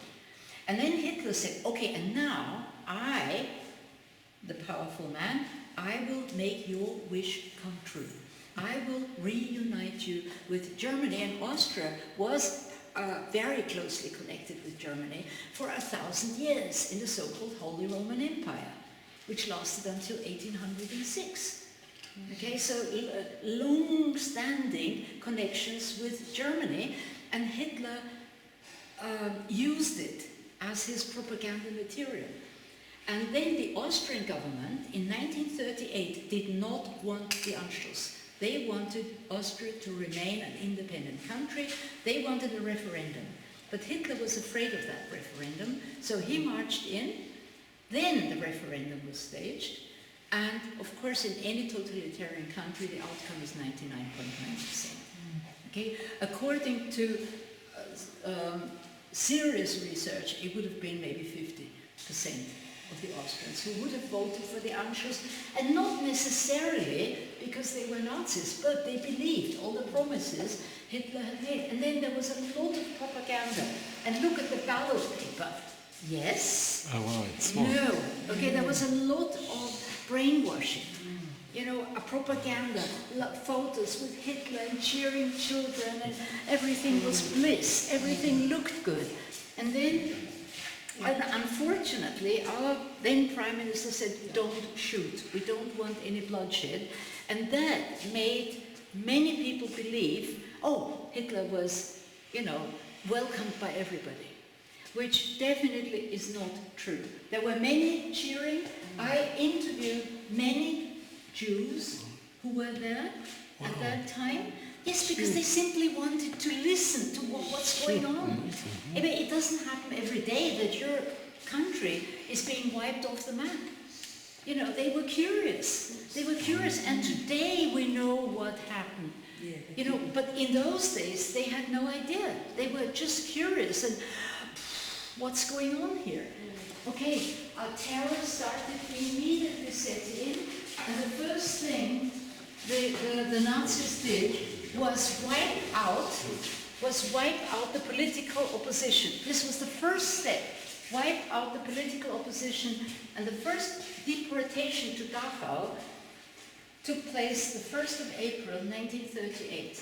It was 155 men, about 60 of them Jewish, intellectuals, academics, politicians, also the two sons of Archduke Franz Ferdinand, you know, who was assassinated in Sarajevo in 1914. Okay, so they were amongst them. So wipe out the political resistance, and then start your job. And start the job, and there were many Austrians, I must say, who had hoped, you know, the Nazis, they saw a career opportunity. And how wrong were they? Because the management here in Austria, the middle management, in all the companies, in all the organizations, in all the charities, were immediately replaced by Germans.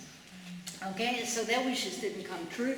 And then the persecution of the Jews set in, the gradual segregation. Okay, it was a gradual thing. It was a gradual thing that school kids were no longer allowed to attend school, that the Jews were no longer allowed to use public transport or public parks.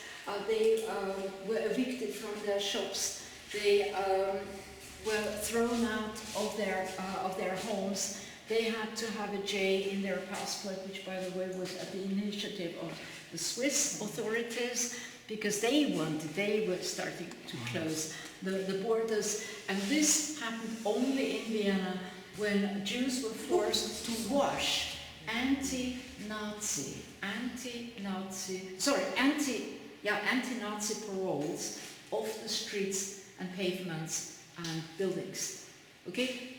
Slogans, graffiti, pro-Austrian graffiti. And at the same time, of course, using the opportunity of humiliating them as much as they could. And then the synagogues were all on fire. They were all, except for the one I showed you, were all on fire.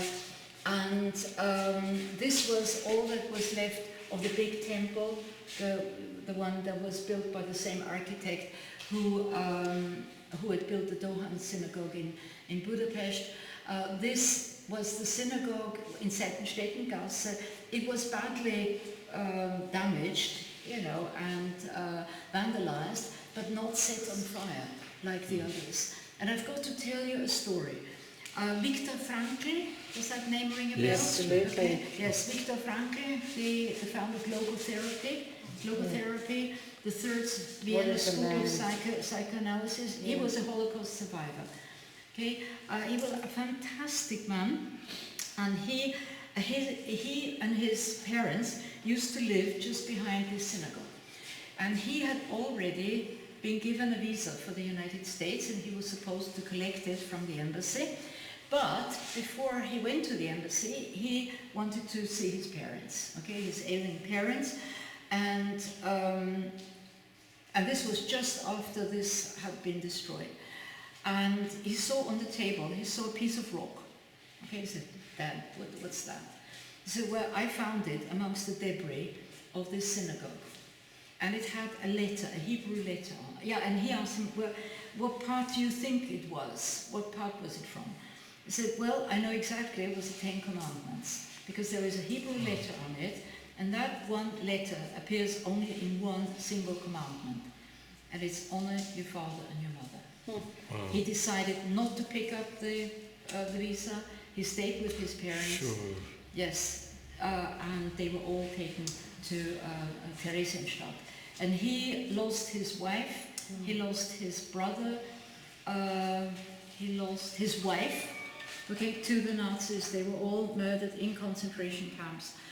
He survived, came back to Vienna, and then became one of the leading medical personalities here in the city. And philosopher. And if you have time, if you're interested, there is a Viktor Frankl museum here in Vienna, which is absolutely fascinating.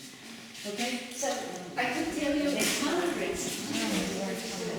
But I'm afraid we have to move on. Okay, I don't want this tour to be too long. With my last tour, I had a complaint. Too long, it said 1.5 hours in the brochure. Okay, so I hope I won't get any complaints from you. Not at all.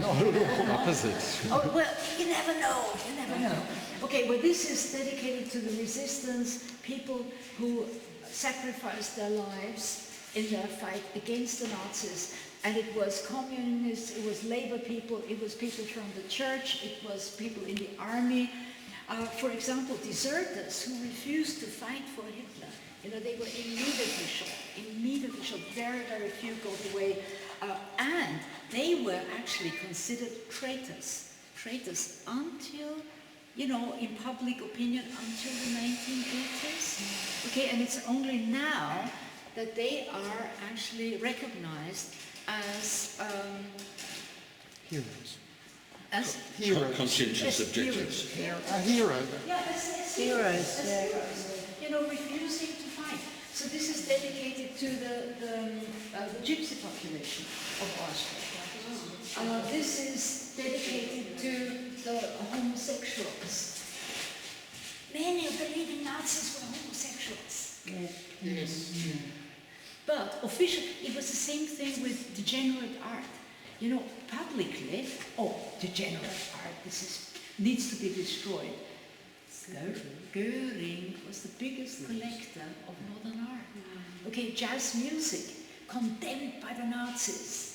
Okay, as primitive, degenerate music. They made the most beautiful jazz recordings in Berlin for the American market to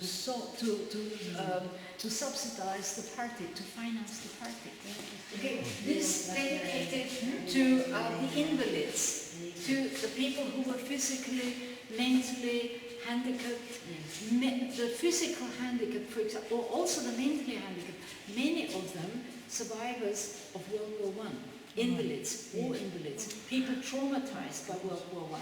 Yeah, it is unimaginable, and I think this says everything. This is a huge poster. This is just the, smaller copy of it, and it says here, "Hier trägst du mit," meaning you've got to pay for them. Welfare. Welfare. We don't want to pay for those physically handicapped people, even blind people. And today we know, this is being researched now, many children who were classified as having a mental problem, not at all. They were either orphans, well, waifs and strays. So, and these are all memorabilia of people imprisoned and killed in concentration camps and Nazi prisons.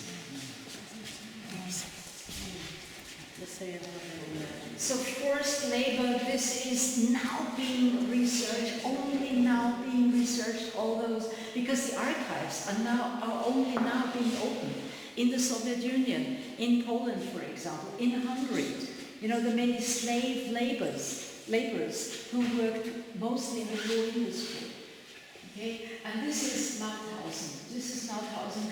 It was a labor camp originally, a quarry, a granite quarry, and the motto of that labor camp of Mauthausen and its out camps, all the red dots were out camps of Mauthausen, was death through labor. Okay, death through labor, make people work so hard that they don't survive. And about 120 to 130,000 did not survive Mauthausen and the out camps. Okay, if you imagine part of the memorial place, you can still see, when you go to Mauthausen, you can still see the stairs of death. Okay, the stairs of death. Just imagine these guys had to carry these huge slabs up the stairs in the heat of the summer, in the cold of the winter. If one collapsed, 3 others collapsed, immediately shot.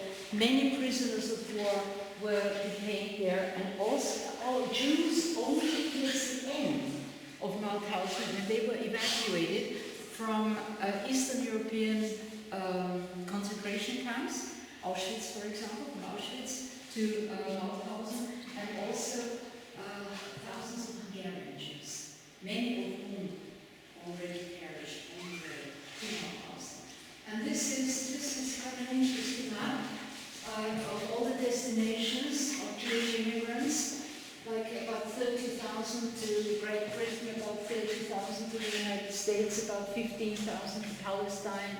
Shanghai, quite a large Austro-Jewish population, also German Jews who went to Shanghai because that was the last place they could possibly go to, and then a couple of thousand in other countries. And sadly, if you see the Netherlands, Belgium, Luxembourg, France, Italy, Poland, Czechoslovakia, Hungary, Romania, these were not safe countries. So about 15,000 who had actually managed to get out of Austria were then caught by the Nazis. And these are the children who were lucky enough to be sent to England on the Kindertransport. Yeah.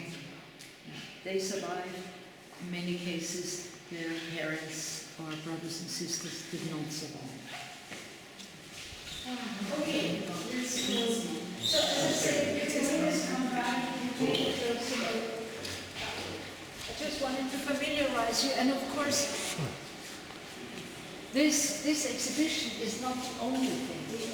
They have their own they discovered boxes that were somewhere in the cellar, and when they opened them, big surprise, over 5,000 files of Gestapo prisoners. Wow. Okay, with photos and everything. So it was only when they found these boxes that they actually, had access, to a vast range of documents. Yes, sure. How long ago was that? Did they discover? How long ago? It must be about, time flies, 8 years. Wow. Fairly recent. Okay, we're done in about 10 minutes.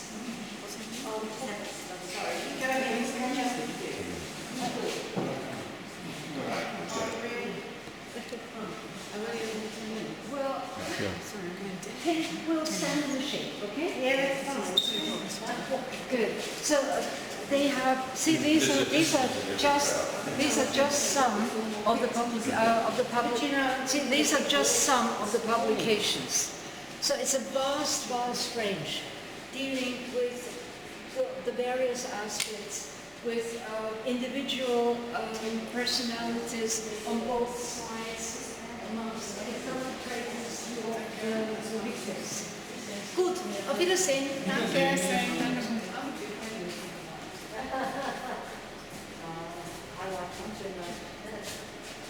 Okay, to the right. To the right, to the right. Yes.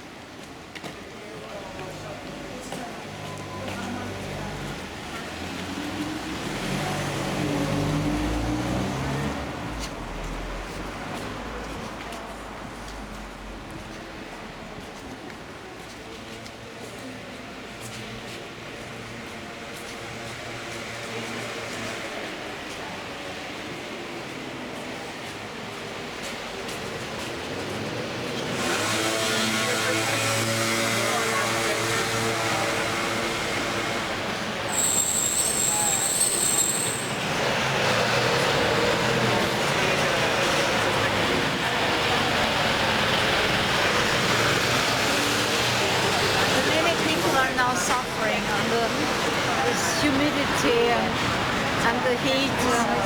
Very strange. Okay, so the reason, just a few more minutes and then we're done. So are we standing in front of a pharmacy here? See, watch out. Sorry. Okay, standing in front of a pharmacy, very, very old pharmacy. Okay, a pharmacy that goes back to the 14th century. But that's not what we're interested in. We're interested in where it starts, 1901, when this pharmacy was bought by the great-grandfather of the present owner. Okay, he was Maximilian Quarville. He was one of the many, many Viennese Jews who ran a pharmacy.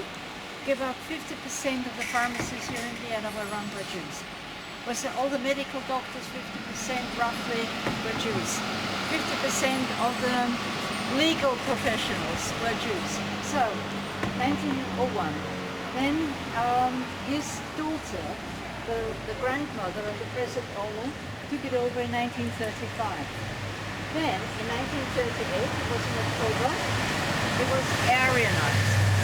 Okay, taken away from the family, and after the Second World War, in 1948, it was finally restituted to the rightful owner, the mother of the present owner, and so the whole story. Wow. Okay, which I think is rather interesting, you know, and they take great pride in it. Wow. So there is a book. We have a book here which lists all the shops, the cinemas, the theaters, the factories that were Aryanized in 1938, and also giving the names of those who took them over, all of them cheaply. Gezogen hat. Recht mühsam. There is there are no cinemas. Austria is really fortunate. Okay, we have not more or not less anti-Semitism than in any other country. Definitely. You know, it's in some countries it's a bit more obvious. In other countries it's suppressed, but definitely more. And they're trying to fight it. We are trying to fight it in the schools. The authorities trying to fight it. There are always, you know, but basically it's a very, very peaceful society. Okay, let's go to Jugendtrust. Why do you think it's such a low level? Because there is social stability in this country. See, social instability always gives rise to anti-Semitism. Whenever things get tough, it turns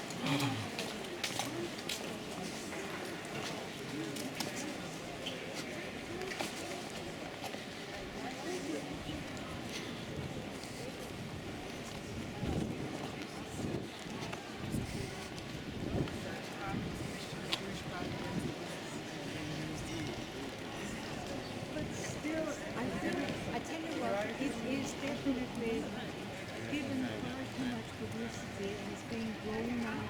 Just to give you an example, if let's say one of the refugees commits a crime, you know, if it's you know, when they use everything to create yeah, the populist brand feelings and using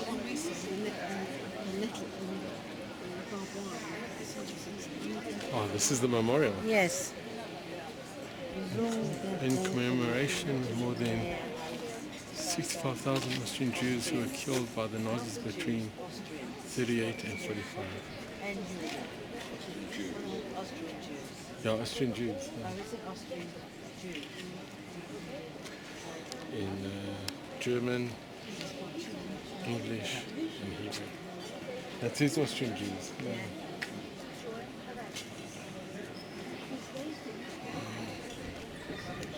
Okay, now let me just explain.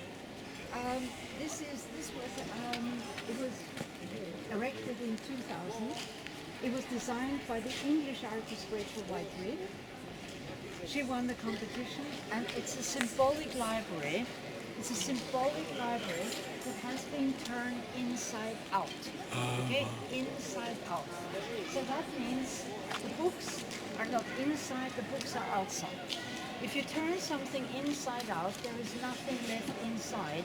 There is a void. There is a void, and that's the void left by the extermination, basically, of the Jewish population. Okay, and she tries to make the void visible. I don't know if you know anything about Rachel White-Reed. No? Okay. There is an exhibition here in Vienna at the moment, and I think this exhibition really helped me to understand what she's trying to do, trying to make the invisible visible. Okay, trying to make the and I've got I just don't know. I just put the pictures into this file. She did in London, for example. What she did in London, it was an installation. A family home that was supposed to be demolished. And she and the people who worked with her, they filled the rooms with concrete. Okay? And then took away, removed the walls, all the walls. So she made literally the air, the invisible, visible. Okay? Or in New York, you know these water tanks on top of the old skyscrapers? She filled one of these water tanks with resin. Okay, and then removed the outside, so it's the air. Filling space. It's filling space. And the space is filled with concrete in this case. And does that make sense? Yeah. Absolutely. I think it does. Sure, it's and amazing. Books. And so she trying to make the void visible. Okay, and the books symbolically contain the names of all the Nazi victims, and around the memorial you've got the names of all the ghettos and concentration camps to which Austrian Jews were deported. And it was erected above the remains of the medieval synagogue. We are standing, you see the line here? You see the line here? You see the line there? Yeah. This line marks the eastern wall of the medieval synagogue. This line, the southern wall. So we are standing actually above the remains of the medieval synagogue, which was demolished in 1421. 1421, we had a pogrom, a terrible pogrom that wiped out the medieval Jewish community. Okay, so it became a symbol of destruction, a symbol of the end of the community. That was the reason why they erected this memorial right on top of it. And the remains of the synagogue can be viewed in the museum. We've got the museum over there. This is one of the two Jewish museums here in Vienna. It deals partly with the medieval Vienna. So you've got the remains. There's also video installation. There's a little film that takes you back into the Middle Ages. But there is always a second exhibition about always combined. I'm just trying to find those. No. Okay, never mind. I've only just copied them, so it's. No. Okay, never mind.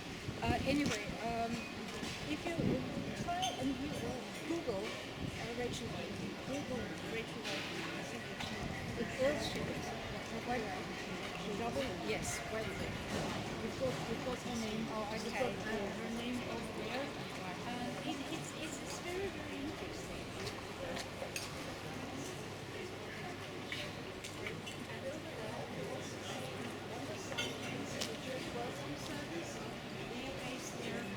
In the window above the entrance, This is the Magen Star David, of David, there is a Mizrahi community center in this building as well. Okay, we have. Pardon? No, this is not open. No, this is just for the community. The only synagogue that is open is the one in Seitenstedtengasse, where I showed you around. We have, just to give you an idea, we've got two new Chabad campus, schools, wow. Jewish schools here in Vienna. One is the Lauder Chabad campus, financed by Ronald Lauder. Yes, Ronald Lauder. Is that the one out in That Paterster? is the one in next to Algarve, the park. in the second district. Oh. This is the one in the Oh, second okay. district. Yeah. And there is a new Jewish center on Yeah, the U2. Okay, and the station is called, and this is the new Jewish. It's a kindergarten, elementary school, primary school. So new buildings. Okay, it's U2 Donau Marina is the name of the station. So, as I said, it's a small community, but it's a thriving community. It's a very lively community. It's a very integrated community. Okay, integrated into the mainstream of society, and I hope it will stay like that. Well, thank you very, very much. Sorry, it's taken so long now. No, It's been amazing. Okay. Thank you very much. Okay, you know roughly where you are? Yes. Yes? You got your bearings? Yeah. trams. Trams, where do you want to go? Back to Taberstrasse. Back to Daberstrasse. Just down this way. Come with me. Okay, well thank you very much. Thank you. For joining. Thank you. Do you have a card? And then drink the This is It's funny. very. Thank you very much. And enjoy the rest of your stay. Some really good videos on YouTube. It's a nice meeting. Enjoy the Imperial. I'm sure we'll see you again.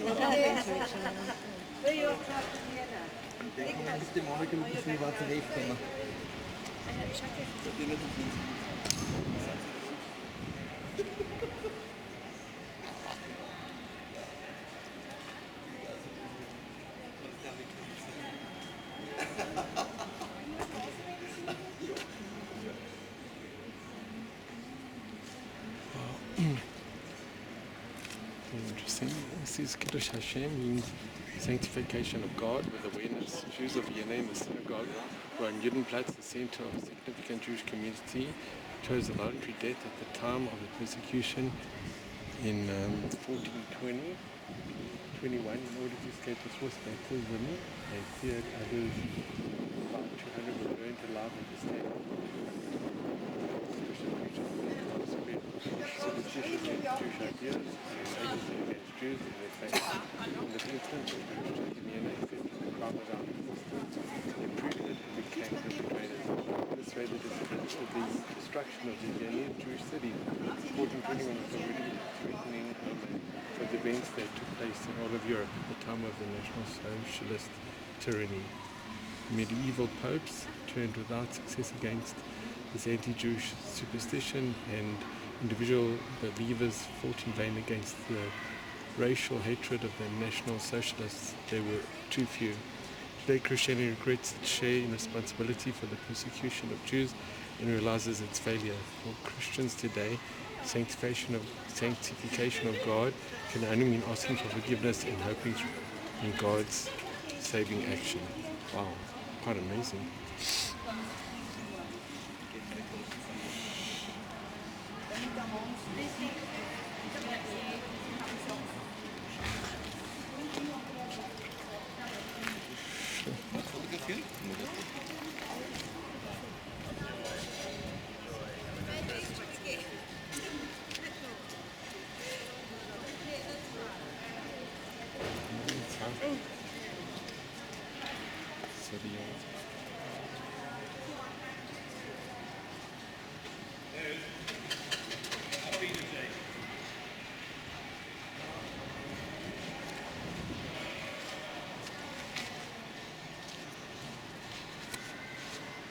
There's an amazing sign.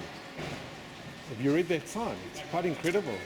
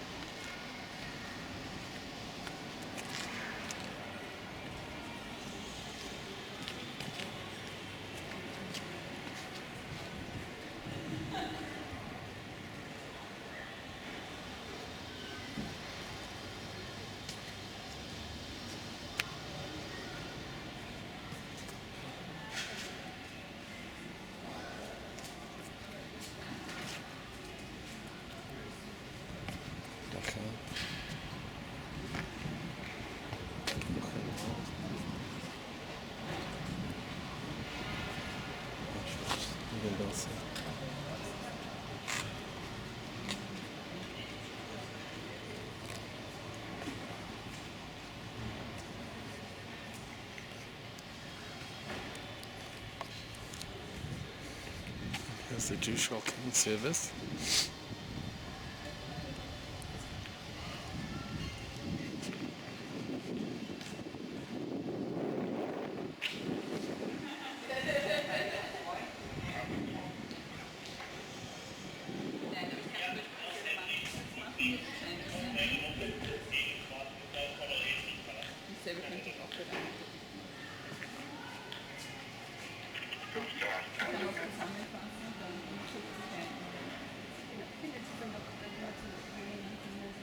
Das machen wir aber auch. Es ist immer der näher ist.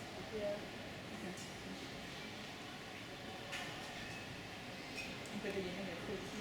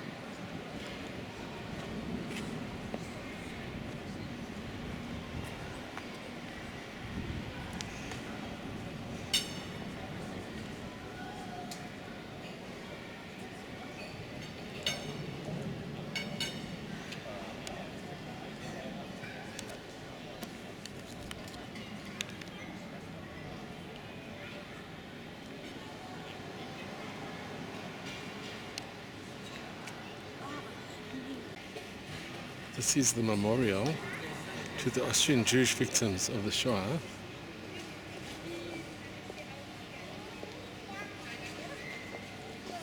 This memorial commemorates the 65,000 Viennese Jews who were murdered during the Nazi regime. It was created on the initiative of the Simon Wiesenthal. The reinforced concrete cube by the British artist Rachel Whiteread, who was born in 1963, represents an introverted, non-accessible library. Countless editions of the apparently same book stand with a large number of victims and their life stories. The Judenplatz is a place of Jewish memory and present. It was the center of Vienna's Jewish community in the Middle Ages and was the home of one of the largest synagogues in Europe. Important rabbinical leaders taught here. In 1421, the entire Jewish community was expelled or murdered. The foundations of the destroyed synagogues are located below the memorial. They were discovered in 1995 and can be visited in the Museum Judenplatz. I have respect for the victims who also like to sit on the monument. Wait, so these people don't really understand that.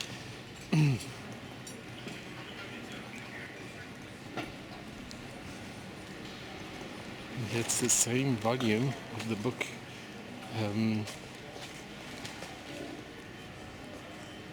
inverted, telling the stories, and at the bottom are the different camps that the Austrian Jews were sent to. 65,000 perished.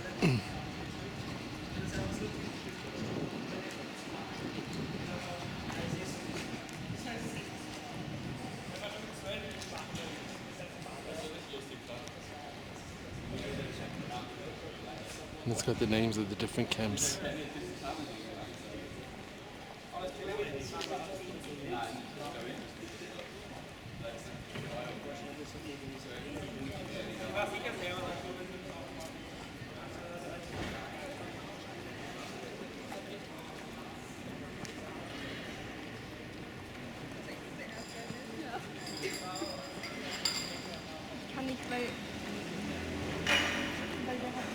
So it's in Austrian, in English, and in Hebrew.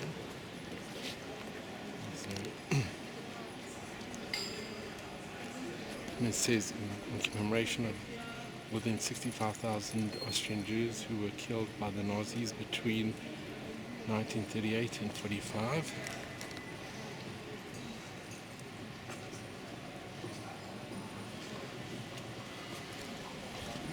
And here are the different camps that they went to. It starts with Auschwitz, Buchenwald, Dachau, Bruges, Ossenbeck, Kovno, that was the Mount Fort.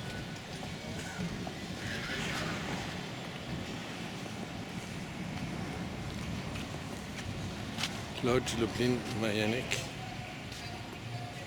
Martinhausen, Minsk.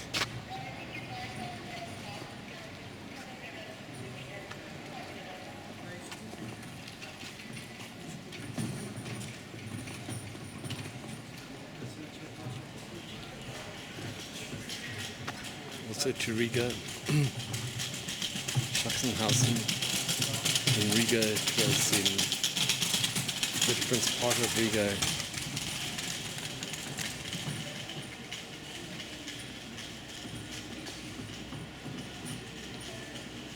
Theresienstadt. And Treblinka. And this is the Judenplatz.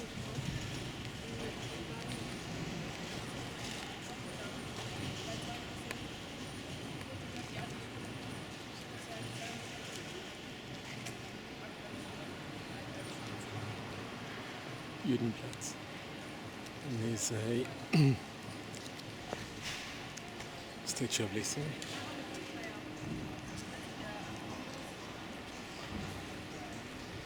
And a remarkable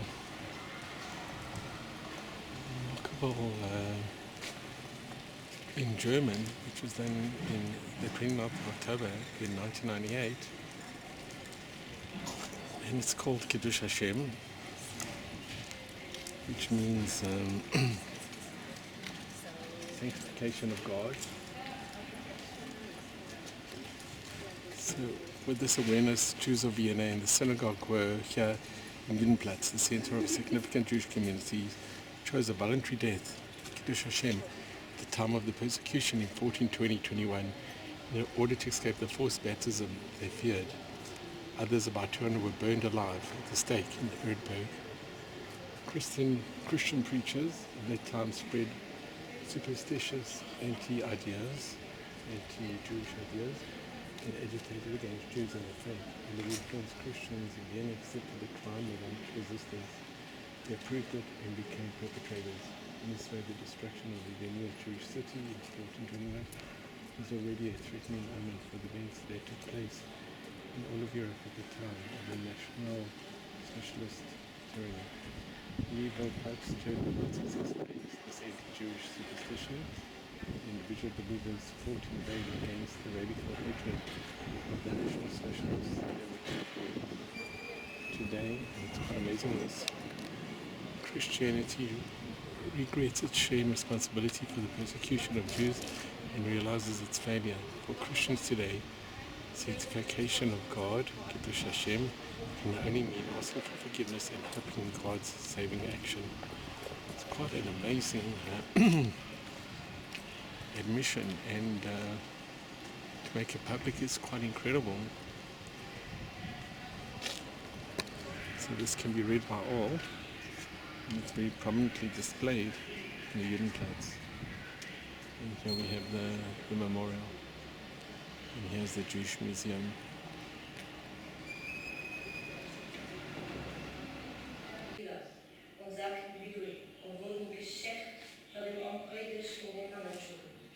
Auf die beiden Schulen schächteten sich Frau Hashem. Eine Frau blieb über und betete Rabbi Yoina, er soll sie schächten durch das Fenster von den Frauenschulen. So hatte Rabbi Yoina niemals so viel Kraft, als er sich konnte selbst schächten. So nahm er alle Ständer in der Schule, legte sie übereinander und goss all das Öl darauf und betete Hashems Vorach Mechila, auf was er da getan hat. Er sagt, wie er hätte es Hashem Shamayim getan. Und setzt sich auf das Mizbeach und zündet ihn unten an. Wie das Feuer angeht, schächtet er sich selbst. waren Toffus zu Wien 90 Mannen und 120 Weiber. Long zu Pesach beteten sie dem Schumet, er soll reden mit den Dörfus, dass er sie soll umbringen oder wegschicken. Womit wollten sie sich selbst umbringen? So sprach er will es tun. Zum Morgens ging der Dörfus mit all seinen Säulen und das Bild und ließ die Juden bringen aus der Twista. Sie meinten nämlich, man würde sie ja wegschicken. So nahm er 26 Wegen und setzte die Weiber drauf, führt sie auf das Feld. So sahen sie von Weitem angemacht ein hohes Feuer und Dreck und Wachs. Als sie zum Feind kamen, ließ er sie herabniedern und ließ ausschreien, da wird denn Jeschu möchten sein. Und von heute an sollt weiter kein Goy, kein Liebe mehr herlesen bei Leibsprach. Als die frommen, heiligen Weiber sahen, was ihnen beschert war, hoben sie an zu tanzen und zu springen, als hätte man sie unter die Kuppel genommen. Den heiligen Namen vor die Erde geheiligt von ihnen. Die dabei waren, lasen sich verwundern. Danach ließ er ausrufen, welcher sich wird schmaden, wird er reich machen und zu größte Gedulde bringen und brachte ein Zählen für sie, die sollten sich neuer zum Zählen muten. Da spielen sie aus für den Zählen und für den Neubus. Die eine nach dem anderen ein Herz und sprachen, in einer kleinen Weile werden wir im Licht Ghanäen sein. Und eine betete, die andere mit Hilfe. Als das Feuer hub an zu brennen in ihnen, huben sie an, den Neubus und seinen Bock zu schelten und waren mit Kaddish Shem Shomayim und schrien aus dem Feuer, Shema Yisrael, Hashem Elokeinu, Hashem Echad. Baruch Shem Kavod Mafusol No'elam Vod. Sie suchten ihre Scheune in den Aschen und fanden viel Silber und Gold, was sie bei sich gehabt hatten. Es waren Zeiten, da war gesprochen, versuchen sein Volk Israel, ob sie stark waren in der Ermutigung, ob sie Missionär verschweren auf seinen heiligen Namen. Und stellte sie einen gewaltigen Topus in die Hand Österreich, der ein größer Rosche war und trachtet stets ein Lebenses wollen. Es war einmal, da kam ein Willkommen in Topus. Da trachtet er, wie die Juden hätten geschickt, hier sein, der Feind zu dem Thron. So befohlen er, dass man soll fließen lieben in allen Lebens. Und ehe er sollte den Willkommen, so schwur er, wenn er wohl den Willkommen verlieren, so wird er sich neugierig sein an den Juden. Mehr befiehlt er, dass man sollte ihn nie vertreiben und die Aschiden sollten vom Tod sein. Nach seinem Wegziehen gingen seine Knecht und nahmen die Juden all in Gut und Geld und ließen ausrufen, wer ein Waschknecht bei Juden, der soll kommen, soll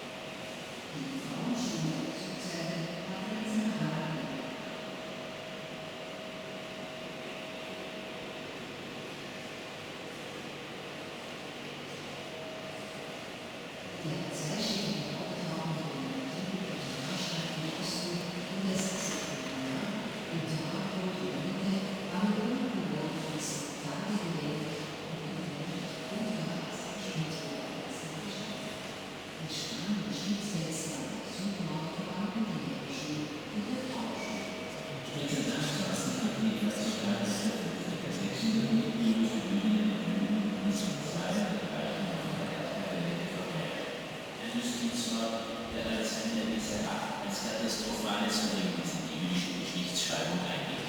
Die äußere Judenstadt verkaufte und verschenkte Albrecht an seine Günstlinge. Auch die Synagogen fielen Zerstörung zum Opfer.